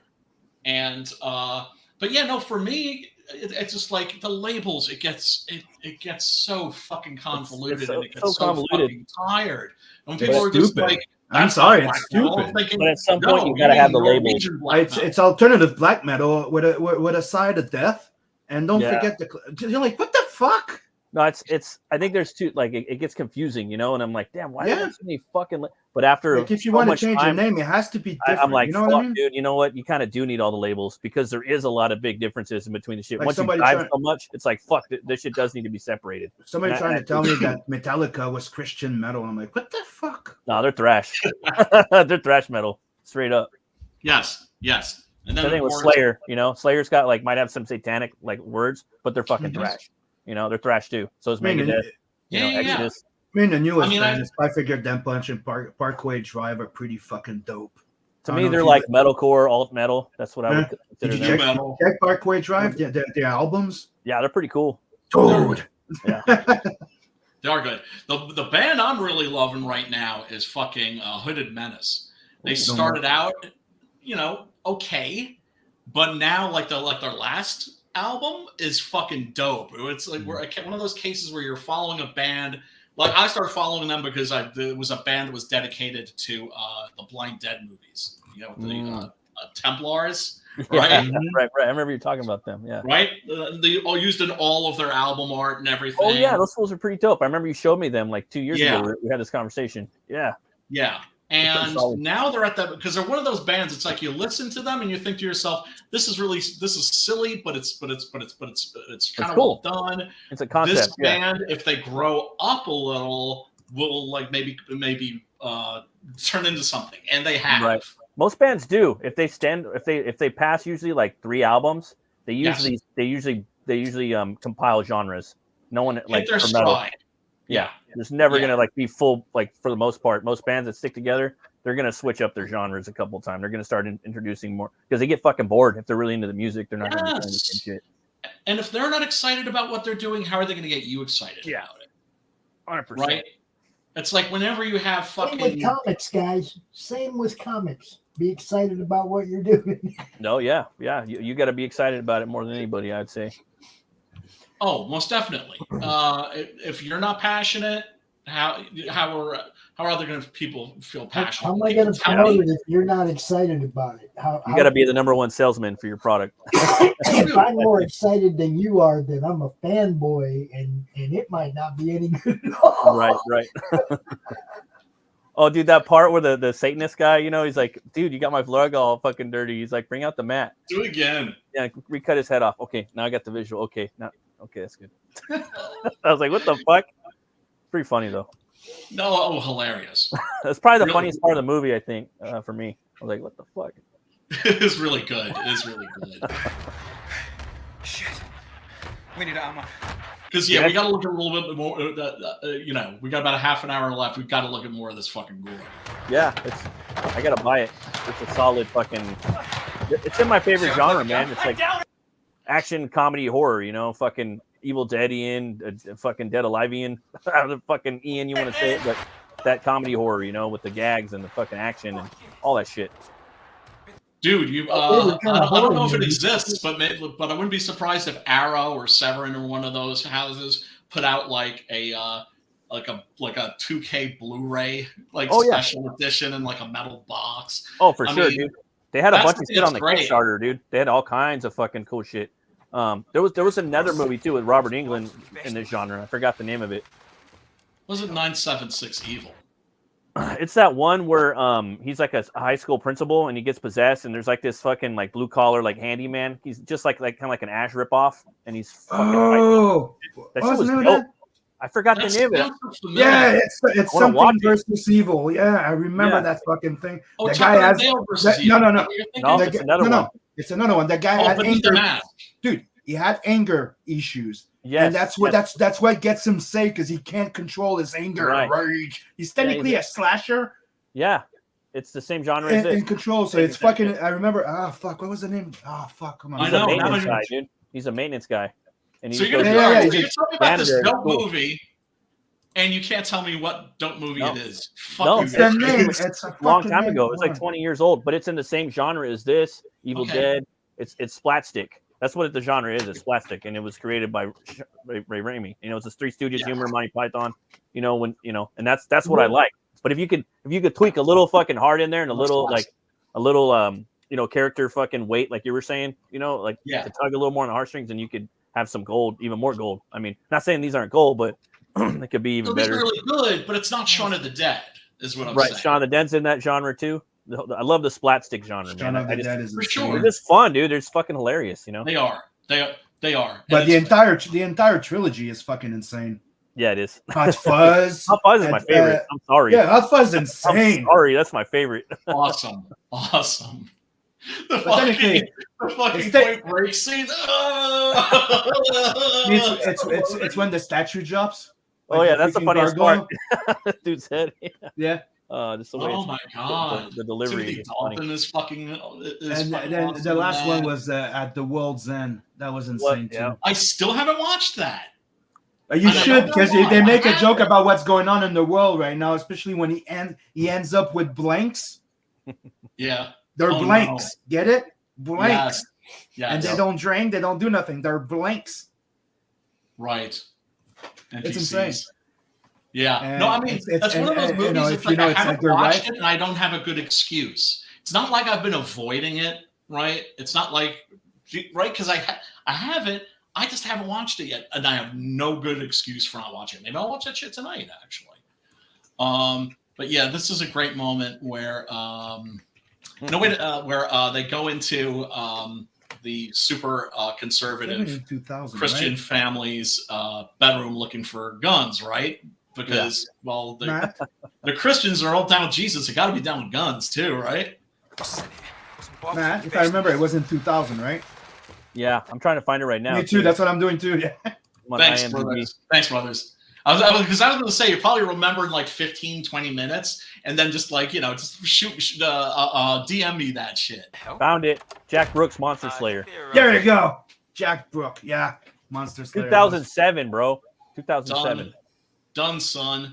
And I watched it one time and like, oh, that's pretty cool, Like, I want to watch it again now, like even more. Because now, like, that genre, like, we don't get it that much. You know what I mean? It's here, like, maybe one every few years we get a splatstick action horror, Monster Slayer. Oh, I've seen this. Yeah. This was good. Yep. Another one. There was another one that I like. It was with the guy that played Superman in Superman Reborn. Oh, yeah. Based on the comic book. Dylan Dog, yeah. That one was good, too. That one was pretty fucking good, too. Dude, okay, yeah, you have to do with the shitty special effects, but the movie's fucking dope. Kurt Angle's in there. I remember that. Yeah. Hey, Diggs. Kurt Angle's in that? Yeah. In there. Oh, dude, there's another one, bro. A big budget. It's like in that movie we're talking to you about, the Monster Slayer. Yeah, the guy that played Freddy Krueger that's in there. Yeah. He's I've forgotten about that movie, but I remember I just looked it up and started watching a little bit of the trailer. I'm like, I remember. Oh, I've seen this. Yeah. I want to watch it again. There was another one too, dude, that a lot of people didn't watch. Like, it was a big budget one it was Hansel and Gretel Witch Slayers, the one with Jim. Oh yeah, that was good. I like that. It was solid as fuck. It was really good. It was really good. Fucking, there was so many cool with Hawkeye. With Hawkeye, right? Yeah. The witches were dope, dude, and they were scary. Yeah, they were. Evil Dead. Another one that I thought in there. Another one that I thought had potential was Rest in Peace Department. Yeah, that was pretty fun. Which is like another horror, horror comedy aspect. It's like a Men in Black thing, but like Frighteners too. Frighteners, dude! Frighteners a masterpiece. I'm sorry. Yeah, that was solid. Frighteners is a simple fucking another Peter Jackson one. That was his big movie that got him. But that was also Michael J. Fox's last movie, and the next movie he was signed up for after this was Spider-Man. Oh, and it's the reason why in Frighteners Remember when he's going under the fucking toilet to check? He's looking. He's actually in Spider-Man crouch. Oh, that's funny. Oh wow! No shit. Then he got hit. Movies where I remember being disappointed by it because it felt like I just watched a trailer for a really great movie, right? Yeah. Where you could tell, and I know that Peter Jackson did not enjoy the experience at all because they didn't know well enough to look at this guy and go, "This guy is this guy's a major talent." That's not what I heard. That's not what I heard. I heard he liked that movie. I liked the movie as a kid. I like it. I thought it was a better version of Ghostbusters. I like it. Yeah, I know a lot of people had issue with it because they were expecting a horror, not with a slice of funny in it. Yeah. Well, if if you'd already been following, like I've already been following Peter Jackson. Yeah, it's a different genre altogether from what he's established as you're following him. It's really funny and kind of different in that regard, less with a bigger budget. But what made it more comedic was the ghosts. If you take out the ghost, if you take out the entire ghost, but if you take out the ghost from the movie, it's more horror. Yeah. Yeah, and the special effects are really good. Oh fuck yes! Yeah, they were at the time like in Jake Busey just really sold it. That was. I was like, this guy needs to play Venom or Carnage, one of the two. He should have been Carnage a long time ago. Yeah. Or you know who else? The guy that played Scooby Doo that played Matthew Lillard. Yeah, the guy that played Shaggy. Yeah, Matthew Lillard. I love that dude. Yeah, he would have been good. What were you saying that he would be good at? Carnage. Oh, fuck yes. Fuck yes. Yeah, those two guys, like the guy that played Shaggy and the guy that played in Frighteners. I don't know those two guys. Perfect for fucking Carnage. Yes. But yeah, no, I mean, I do like Frighteners, but it just felt like, man, it's just like whenever Hollywood gets their hands on like a great foreign filmmaker and they come here to make a movie, they're always a little hamstrung. Do you know what I'm saying? Like, even though I liked Mimic, I kind of felt like, wow, they really didn't let him go full Guillermo. Oh, yeah. Mimic was cool. I like the Prince. I like the concept of it. I liked it, once again. Like the Frighteners, I liked it, right? But like Kronos, the movie had done before, I loved. They just didn't give him the keys. They made him basically, sit in the passenger seat. What you're saying? Well, Harvey Weinstein evidently is the guy that's responsible for a lot of that. Did you know that? I only found that out recently. But like one of the things that's come out since he got the whole Me Too movement started around him. Yeah, a lot of them, but now also filmmakers, they're not afraid of him anymore. So they're coming right out in interviews and they're fucking spilling shit. And they're just like, yeah, I wanted to do this. He wanted to have like more stupid gore. And realize that so many of the movies that Dimension released were and Frighteners was a Dimension movie, right? Produced by the fucking Weinsteins. Yeah. He had a history of sticking his hands into other people's shit. They all do. It's like that fucking asshole that used to be a hairdresser that fucked up Superman. Yes. Like they fuck up everything. They think they're God's gift to man. I know. It's you know what would be cool? A giant spider. A giant spider. But right? That's the classic example. Then the movie gets canceled, and then what comes out? Wild Wild West with a giant spider. By that guy. Dude, at the end of Return of the King, Peter Jackson made an orc that was like a deformed orc, like a general. It's based off of Harvey Weinstein, the one that's like yelling all the time. No, that's what they said. The white one, the albino one that's like. I didn't know that. The one that looks like his dick. That's too fucking funny. Yeah. So now you're finding right? Yeah, no, that's what I heard. Recently, like a month ago, I saw that on Twitter. Right. I don't know if it's true, but even though I felt disappointed, right? Seeing that, I bet only now that's come out because Peter Jackson can say like, yeah, he can suck my dick without having to worry about repercussions. Right. Because the guy's like a social outcast. He's in fucking prison for being a fucking rapist. Right. So now people can fucking talk shit about him. And it's just interesting. It's just interesting where you just see the depths of this guy's fuckery and how much damage these motherfuckers can do and how it's amazing that good movies ever even get made at all.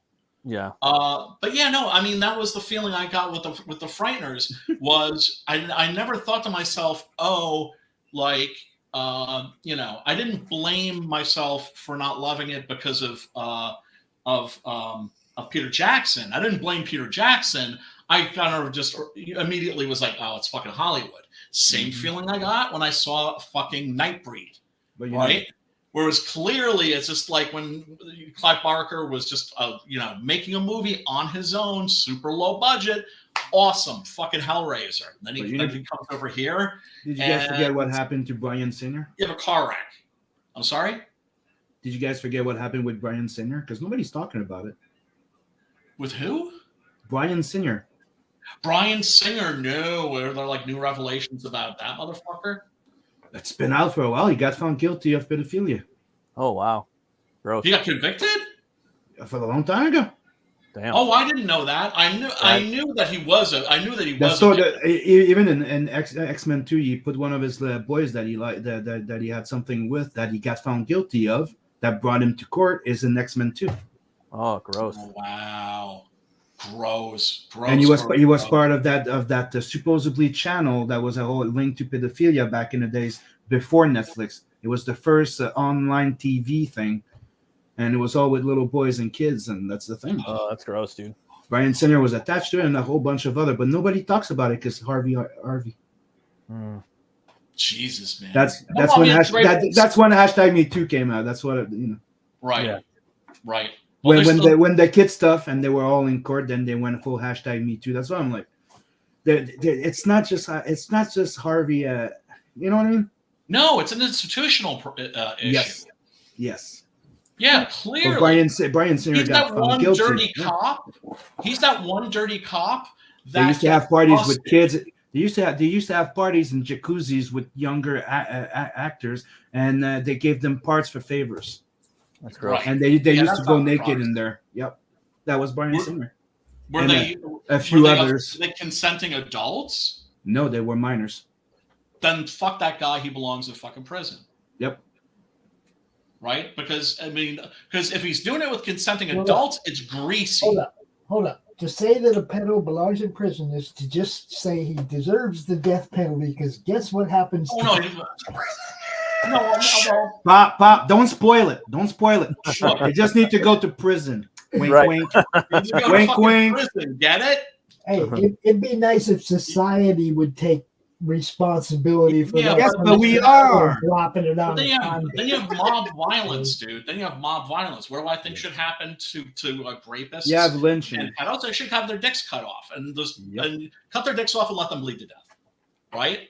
But that's me just thinking, not like, would that be good for society? No, definitely not, because I might get accused of the same thing and have my dick cut off and bleed to death. Do you know what I'm saying? Like this is why we have a justice system. It's like the Epstein list is that the Epstein list is it could be like a whole bunch of those on it. Yeah. I mean, if I had a dime for every time somebody looked at me like I was like a child murderer. Okay. When I was in the metal, when I was in the goth, man, Jesus Christ, they would look at you that way. Okay. People would look at you like I'm like. I lived down a prison yard. I was conditioned. Yeah. To hate them motherfuckers, whether I thought that way or not. Well, so many of the guys in prison are there because they got fucked up as kids by being sexually abused by adults, even fucking family members, dude. I was really young when I went to prison the first time, dude. It was like I was conditioned to, like at a young age to fucking hate. Yeah, I can tell you a story. I was a choir boy. Oh, Jesus. And I kicked one in the fucking nuts because I opened the door one day and the guy was there getting a blowjob from a kid, and I fucking kicked his nuts out from behind, and I walked the kid out, and Yeah. Holy fucking shit, son. Holy fucking shit. I took down the entire fucking place. That's awesome, dude. I can neither confirm like Bravo at the same time. It's like a war story. Yeah. Dude, I lost my shit. I can neither confirm nor deny that prison punishment to people when I was on the yard for doing things that were just not right. Yeah, look. You know me. I'm a peacenik. And I'm not a pacifist. And I mean, if I saw something like that, I'd be like, time to get the fucking 12 gauge. Me, it was simple. It's like they used to freaking offer popsicles and shit like that to kids on there, and then we're all out, and I'm like, where's that guy? I'm not gonna say the name. Where's that guy? He goes, I don't know. I'm like, where's the priest? I don't know. Huh. I went in. I fucking went in. Yeah. Good for you, man. Good for you. You're a fucking Chad, man. You're a fucking Chad is what you are. God damn, dude. Fuck that seriously, motherfucker. well done. Well done. Because I don't know if I would handle it that well. Oh, dude. I do. I even had a fucking babysitter in me that was a bit too. I come across something like that, and they better hope the cops get there before I get to them. When I say no, she goes, "What you gonna do?" Yeah, that's just terrifying. I'll call the cops, but they better hope the cops get there before, before I'm. Yeah, that's like some real life horror shit, right? Yeah. Like what if something happens to you where you're just like your natural impulse is go get the 12 gauge. I don't know. I have that fucking thing inside me. I don't know. It's like it's something that I think most of us do. I think most of us do. I think that the injustice thing, like it's embedded in you, type of thing. Yes. Like there's a certain rage that's inside of me that when that shit starts to happen, it's like I will fucking. Dude, why do you think I wrote an entire comic book series, 10 issues about revenge? Dude, I told when I'm telling you about the babysitter, when I said no, what's she gonna do? You can't stop me, and I fucking punched through a fucking wall. Like, dude, I'm like, you're not touching me. Jesus fucking Christ, man. Oh, scary shit, man. Scary shit. It's a fucked up, diseased fucking. It is. And it is, man. So spiritually fucked up, mentally fucked up, physically fucked up. People forget one thing. It's a power trip. Yes. Yeah. That's what I've heard. That's what I've heard. Yeah. Jesus Christ, man. Fucking horrible. It is, and I have no pity, no quarrel, dude. Oh, but be warned, motherfuckers. They're maps now. Don't refer to them as pedos. They're right. What does that stand for again? Maps, minor attracted person. Fucking sickos. How about depraved piece of shit? Yeah. Like that works for me. Mm-hmm. Jesus Christ, man. I mean, it's just All right, hold up. That's real fucking horror, man. That's real fucking. Gotta leave here real soon, so let's wrap this one up. Yep. All right. I don't want. Sorry, I sidetracked it. That's what I have to go to. Yeah, thank you for fucking just like turning everything fucking serious, Sam. Thank you. You started talking about Harvey Weinstein, motherfucker. I know. Sam, you know I love you. I'm a bust in the balls. I know. But that's how insecure of a motherfucker I am. I still have to check. But I don't care. I'll take the blame for it. That's why I said it. It's all good, man. Good to have you back, man. Yeah, it's good to see you too. Or sort of see you. It's good to be back. It's good to hear your voice, right? I love you. It's a big rogue. It's a big ruggish, but it's back. I love you, and I want you to have my babies.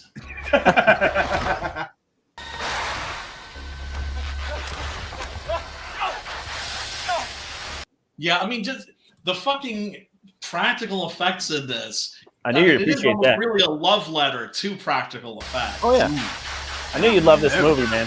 Or like, I really you had enjoyed to. it. I did. You had to like it. I mean, how could you not like it?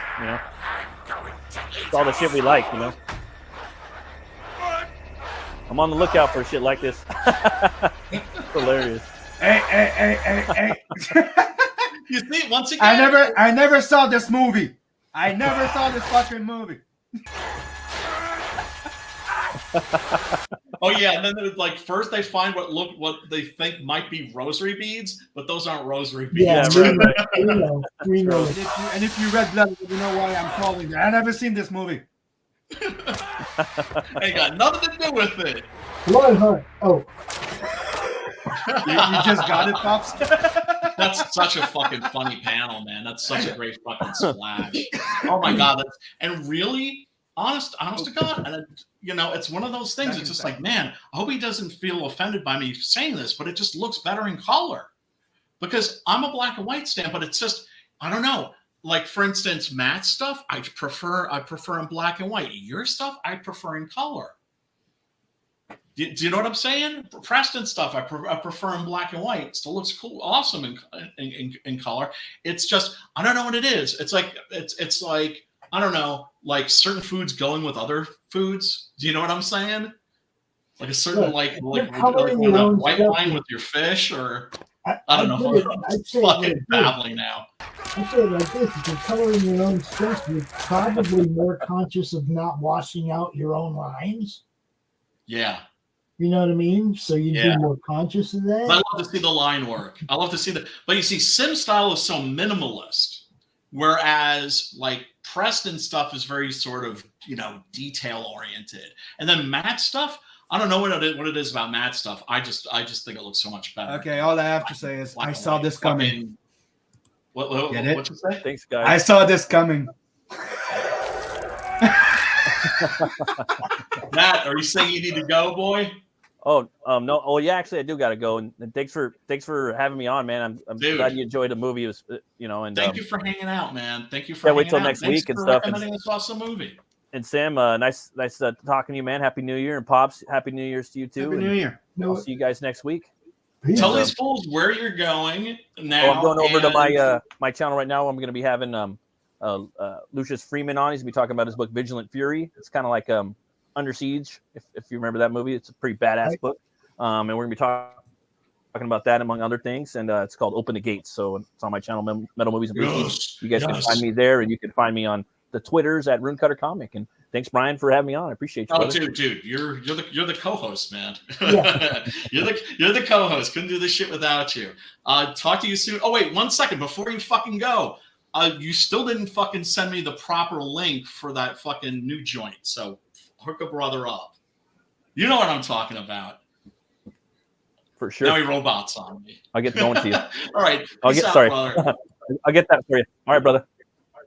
All right. Oh man, that bastard, that fucking traitor, Brian, just fucking cutting out, just leaving me and just abandoning me. Can we do something a little bit different next week? Yes, absolutely, for sure. What were you thinking? Invite Kevin Strange out, cover some of his trauma films, but it's going to be an 18 only stream. Oh my God. That guy he has problems. Like I looked at his comics and I was just like, yeah, I have no problem telling this guy to his face that he's fucked in the head. Right? There's no way he doesn't know that he's fucked in the head. I'd love to cover him. I'd love to have him out on the show, cover one of his movies, and but we'd have to do it 18 and over, obviously. Yeah. Does he have anything to promote? Huh? Does he have anything to promote? Yeah, but I can't really show any of it. I've seen that. Sam, you see this guy's stuff, it's fucked up. I don't know. I don't even know what you guys are talking about. Movie called. All I heard is Trauma, and I know Trauma. I don't know what you're talking about. But his comics, you gotta fucking see this guy's comics. It's Trauma comics. I think I have some of those. Somebody gave me some. A vampire or werewolf thing. Is that it? I don't think so. Nazi werewolf or something? No, dude's name is Kevin Strange. Yes. So why did you guys mention Trauma? Trauma Films. He has 7 films on Trauma Films. Yes. 7 different movies on Trauma. So Trauma Film, the ones that did the Toxic Avenger, Sabuko, whatever it is, like. Look, he has a movie called Cockhammer. Yeah, because they distribute a lot of shit too. Trauma hasn't always been about production. But that's why I'm trying to understand, because I know some trauma movies, like me, I like B movies and shit like that. And I also know that's where James Gunn comes from, because they bought Trauma for a while, and he's the one that produced Toxic Avenger #4 with Stan Lee. Kevin Strange is on Twitter.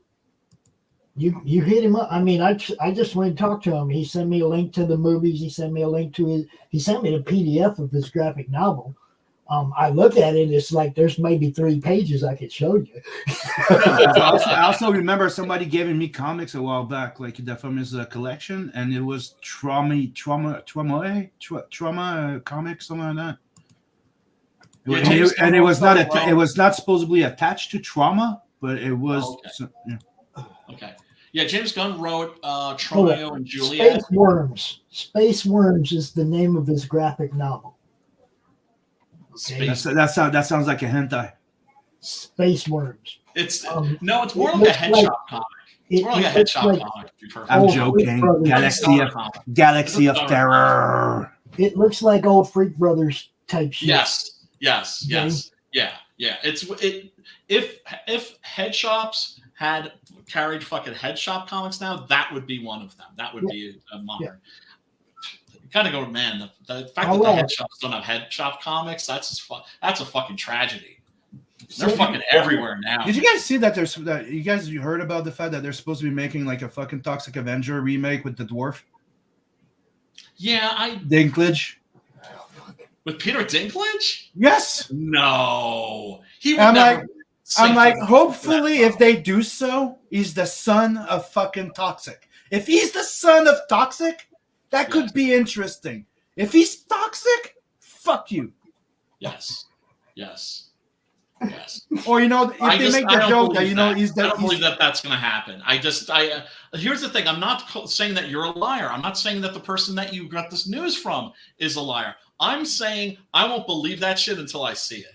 I think I saw something about it too, actually. I just blip over that shit, dude. I don't. If it's Hollywood, I just don't even pay attention. I've never been like a trauma guy. Although there's a trailer. There's a trailer for the new Toxic Avenger. Get the fuck out of here. Let's see. Let me look that shit up. With Peter Dinklage, I can't. Sim. Yes. Yeah. I'm trying to look it up myself right now. But yeah, if you want to drop a link. Elijah Wood's in there. Yeah. Simon, put your email address in the private chat, and I will email you the link to this PDF. One second. Wait. I'm gonna do this. Give me a second, okay, Pops? You found it? Okay. I found it. Yeah, I was gonna share my. Yeah. Let me. Works best if I just download the video, which using this program that I use, it just takes like literally just like a minute. But you don't see shit, but it's a teaser trailer. But yeah, it's supposedly it's happening, and Peter Dinklage is toxic. Is he maybe like a fan or something? I don't know. I doubt it. I think he just wants to play everything. Yeah, I mean, I thought it was kind of fucked up. Remember, he was the only actual dwarf in fucking Snow White, to the point that they put an entire woke cast, black woman, shit, this. Well, no, that's because he complained about it. Like he strikes me as the kind of guy who was just like, he complained the fact that they got replaced. Oh, he didn't complain about it. He complained about the fact that they're getting replaced by CGI fucking dwarfs. Yeah, but he was. Yeah, I mean, he was. Bitching about like just the fact that they were even making a Snow White movie. Dude, he was like, really, we're doing Snow White and the Seven Dwarves in this day and age? I'm just like, dude, you've played a dwarf. Yeah, he's playing it. He's the only dwarf in the movie. That's crazy. That's what I'm trying to tell you. He was in it, and he's the only dwarf. What a scumbag. He is. There are still no. Okay, dwarfs, midget, whatever, little people that are pissed, that are actors, are pissed at Peter Dinklage because Peter Dinklage is a fucking asshole. Yeah, because he fucking he's the only dwarf that should be after him. Like, hey guys, we're gonna go to the top. I'm gonna get us all there. Hey, let's go! And then just like got to the top, and then went, bye guys, and just pulled the ladder up. Yeah, because I remember one of the things he was pissed about the Hobbit. That the dwarves weren't actually little people. Yeah. What if I? Yeah, I mean that's. I have to admit though, it would have been cool, you know. But dwarves, the fantasy dwarves are not little people. No. The identity of they're more like me. Yes, like that's the thing I'm saying is that Tolkien. It's very clear that he based the elves on a certain body type. He based the hobbits on a certain body type. Same thing with the dwarves. Right? It's very fucking clear. Remember, there's even a moment in the dwarves are supposed to be proportionate. Right. They're just short, stocky motherfuckers. Like yes. I think they're called endomorphs. Yeah, that's what we're called. No, I'm tall and I'm an endomorph. Now endomorphs are like hair shaped. Body type. You guys are more wedge shaped. Do you know what I'm saying? Like you come from a planet with like really dense gravity or something. And you know, that's what Wolverine's supposed to look like, you know? Yep, exactly. Wolverine's supposed to be 5'4", between 5'4", 5'6", depending on the. I've said on other streams that if the new Wolverine doesn't look like Sim, I'm gonna be pissed. Oh yeah, they should, because I'm 5'8", 5'9", and that Wolverine should be 5'7", like max. Yes, max. Saw blood. That's why he's called a Wolverine. Is because he's Wolverine's a small stocky little motherfucker. Animal. They don't fuck you up if you fuck with it. The fella had his arm tore off like wet. Take down animals like twice their size. Yeah. He looks like a fucking almost bulletproof. That part was very shocking to me. Dude, they could shoot that shit with a 12 gauge and it's still going. Anyone that may have encountered the stranger. Breaking news: a group of armed extremists beat. This looks like I don't know. I can't even make heads. Nasty lads. They've taken. It looks like a poor man's RoboCop or something. Hostages at a mist-meat lunchatorium downtown. Let's go live. We are the nasty lads. We are angry. Go, go, go. Who the fuck are you?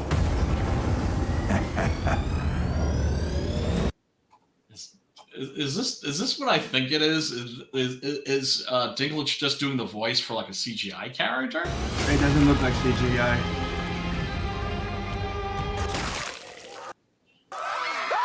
You shall enter the horror zone.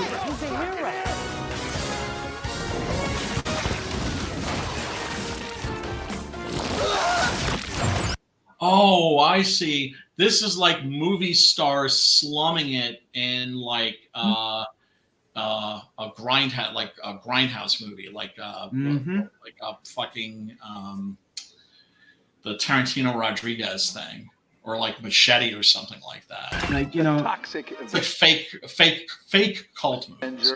That's what the kids are calling him. I think it's swell. Yeah. Yeah, that's the thing. It's just like these are movies that are trying to be cult movies. Yeah. And I'm not saying that they don't actually managed. And it's obvious they don't understand what made the original work. Yes, because they're not like it's not. That's the thing. It's just like. Do you remember Toxic Avenger 2 and 3? I couldn't sit through those. The first one was really good. Like, let's just be honest. The first one's a classic. The first one is fucking awesome. Yes, it's a fucking classic. 2 and 3 were shit. Like, they did not understand. Garbage. They went fully like comedy, and it was stupid. I was out. James Gunn came in with the other one. The fourth one was a bit more like the first. Like, they tried to make it more like the first one. Okay. But it was still goofy. Yeah, it was still goofy. Yeah, I mean, look, you know, you can like think somebody's a scumbag and still like appreciate their talent, right? Like, he's a fucking douchebag, but I appreciate a lot of his movie. I like that Toxic Avenger #4. I thought that was a going back to the original. I liked his fucking Scooby Doo. Right. I enjoyed his Scooby Doo. Right. Yeah. I mean, I was like very pleasantly surprised. Dawn of the Dead, the remake. Even though I think that zombies shouldn't run. Yes, that's still a really good script. And I remember thinking that was because at first I was going to boycott the Dawn of the Dead remake. That was fucking good, dude. And it was Snyder too. This is the thing. then I heard an interview with James Gunn, and he said, you know, I kind of want to make it like the 1977 Philip Kaufman remake of Invasion of the Body Snatchers. And that's when I was like, okay.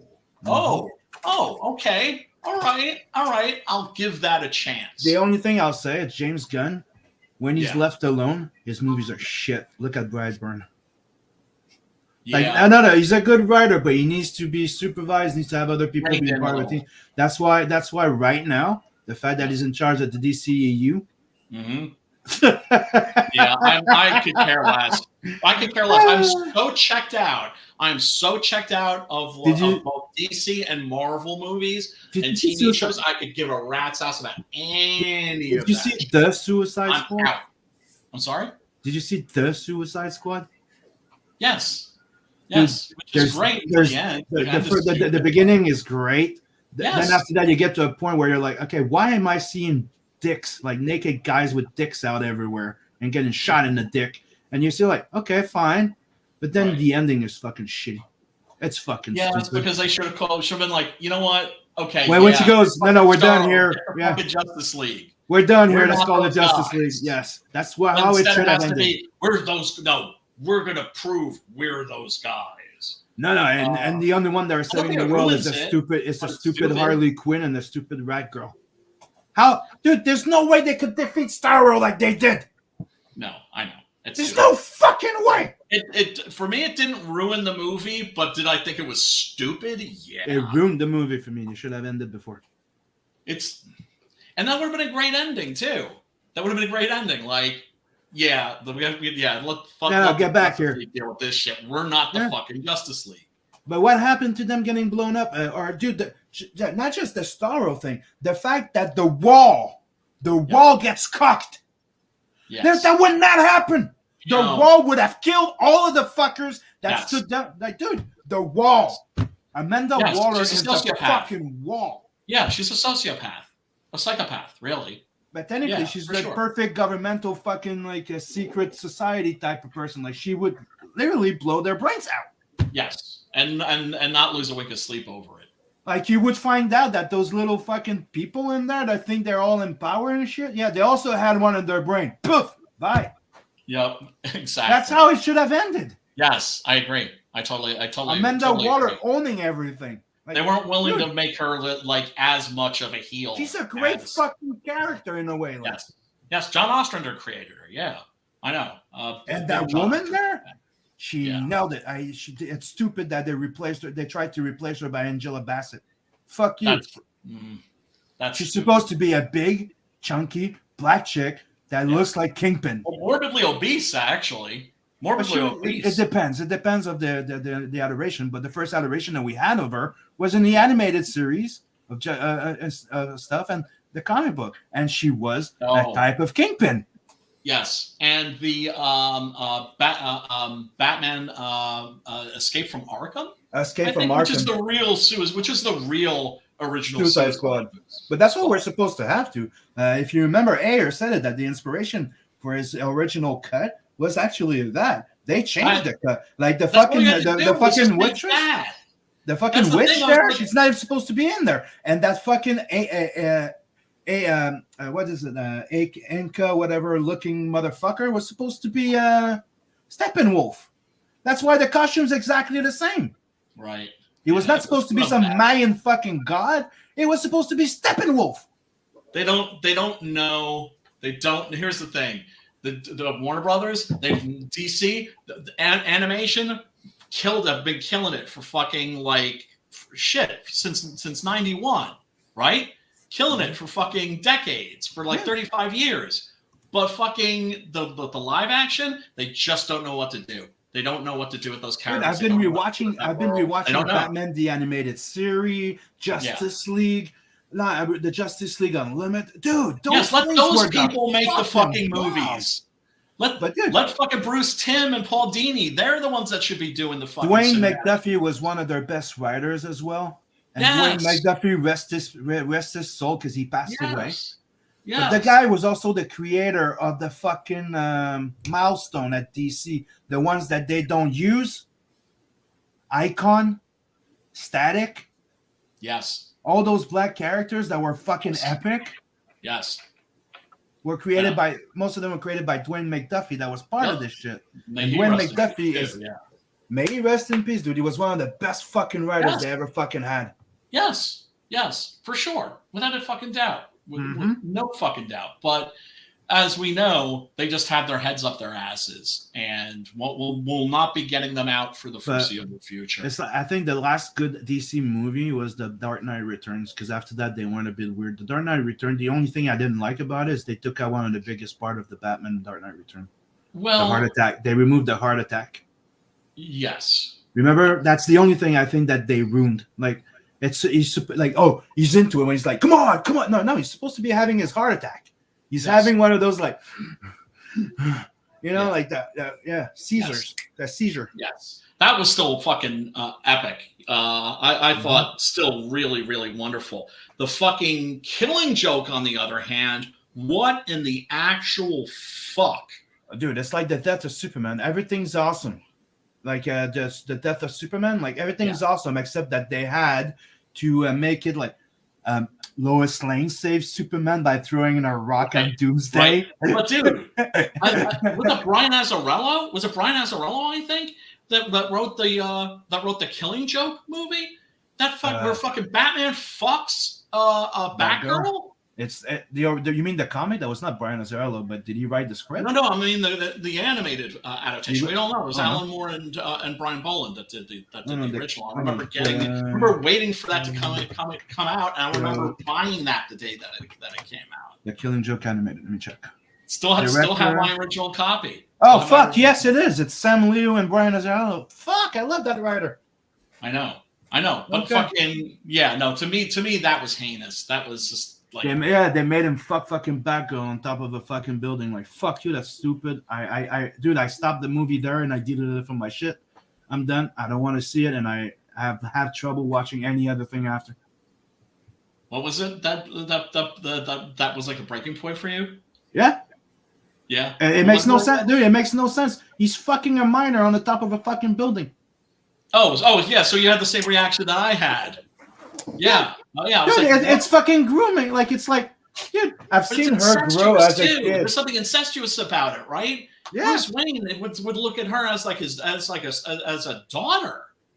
It's like finding out that Bruce Wayne and Robin are actually a gay couple. He's been grooming him since exactly. he's been 5. Yeah. Makes about as much sense. Makes no sense. Like, he can fuck anybody he wants, but not Batgirl. No. Definitely not. Like, make him fuck. Definitely not Batgirl. Maybe the other Batgirl there. The one that they did to the one that's not a daughter to him. Yeah, the Black Bat there. Because that's the thing they did. If you know, right, the one that they put that was supposed to be blind, I think, or mute. That was to rip off character. If it's different, but it can't be fucking fucking. Or make him fuck that dyke and she's daughter. Yeah. Or make him fuck Batwoman, the dyke, and Yeah, there you go, and turn her straight. We all know how that works. Anyway, I gotta get some noms. I gotta get some noms. Sim, thank you so much for fucking swinging by, dude. Glad that you are feeling better. Do you want to tell people where they can find you and your stuff? You can find me anywhere on YouTube and all those other places under Sim_Inkslayer, or just Sim puts you. But I'll be starting doing Doodle and Chill again soon, and not only am I going to be doing sketches live, I'm going to be doing 3D sculpts live. Within 2 hours, I'm going to be doing busts and stuff. So I'm gonna try and, it's going to be a fun little thing. So I'm going to be probably starting maybe this weekend or the next one. I'm not sure yet. Like I said, I'm trying not to put too much pressure on it. I'm still getting right. Ease back in. in. Mm-hmm. Hell yeah, man. I'm almost done with all the colors on the Nadverse 2 book. And if you haven't backed it yet, go back it because, we need to make more money because everything's more expensive. God damn it. Next motherfuckers. Obey. Yeah. But, get it, sharing, get it on because I'm looking to go to having everything done by next month and probably going to print in March. So, hell yeah. If you snooze, you lose. Forward to that, man. So I'm hoping to have more backers because I want to print more than just like 300 to 500 copies. Because for sure, dude, you're gonna have to run a separate campaign. But I'm either gonna do that or I'm just gonna run like hell and promote like a motherfucker as soon as I'm done waiting just to like my proof. Well, you know, I'm gonna go everywhere. Anything you need from me, man. Anything you need from me, you know that. Ink Slayers for life. And don't forget, don't forget, people, go check out the inkslayer.com. We don't mention it and promote it enough, but inkslayer.com, inkslayerintertainment.com is the place to go. We have all the books, all the merch, and soon Six Gun Gorilla is going to be going up, and the new issue of 7 Legion is in the work. Technically, it's ready. We just need to put it online. It's going to be on print on demand as a floppy until he's ready to make an actual big deluxe edition as a campaign. So we're trying things different. Yeah. Yes, that's where all your fly shit is in 2024. Yep, for sure. And check out the other people where they can find you. That's okay. My favorite place for you to go look for me is in the chat right over there right now. Go sign up for the Roku preview channel. That's where I want to be. That's where I want y'all to find us. That's where we want to go. So there you go. Hell yeah. Everybody, you can find me at the Twatter under at Brian Christgau. You'll find me on the Facebooks. You'll find me on the YouTubes, obviously. Smack that subscribe button, hit the like, ring a ding ding dong, the little bell for notifications. And thank you so much for hanging out. I really do appreciate it. And Pops, you're gonna take us out. And okay, everybody, until next week, peace, love, and metal. All right. The world has touched you down. The smile on your brow.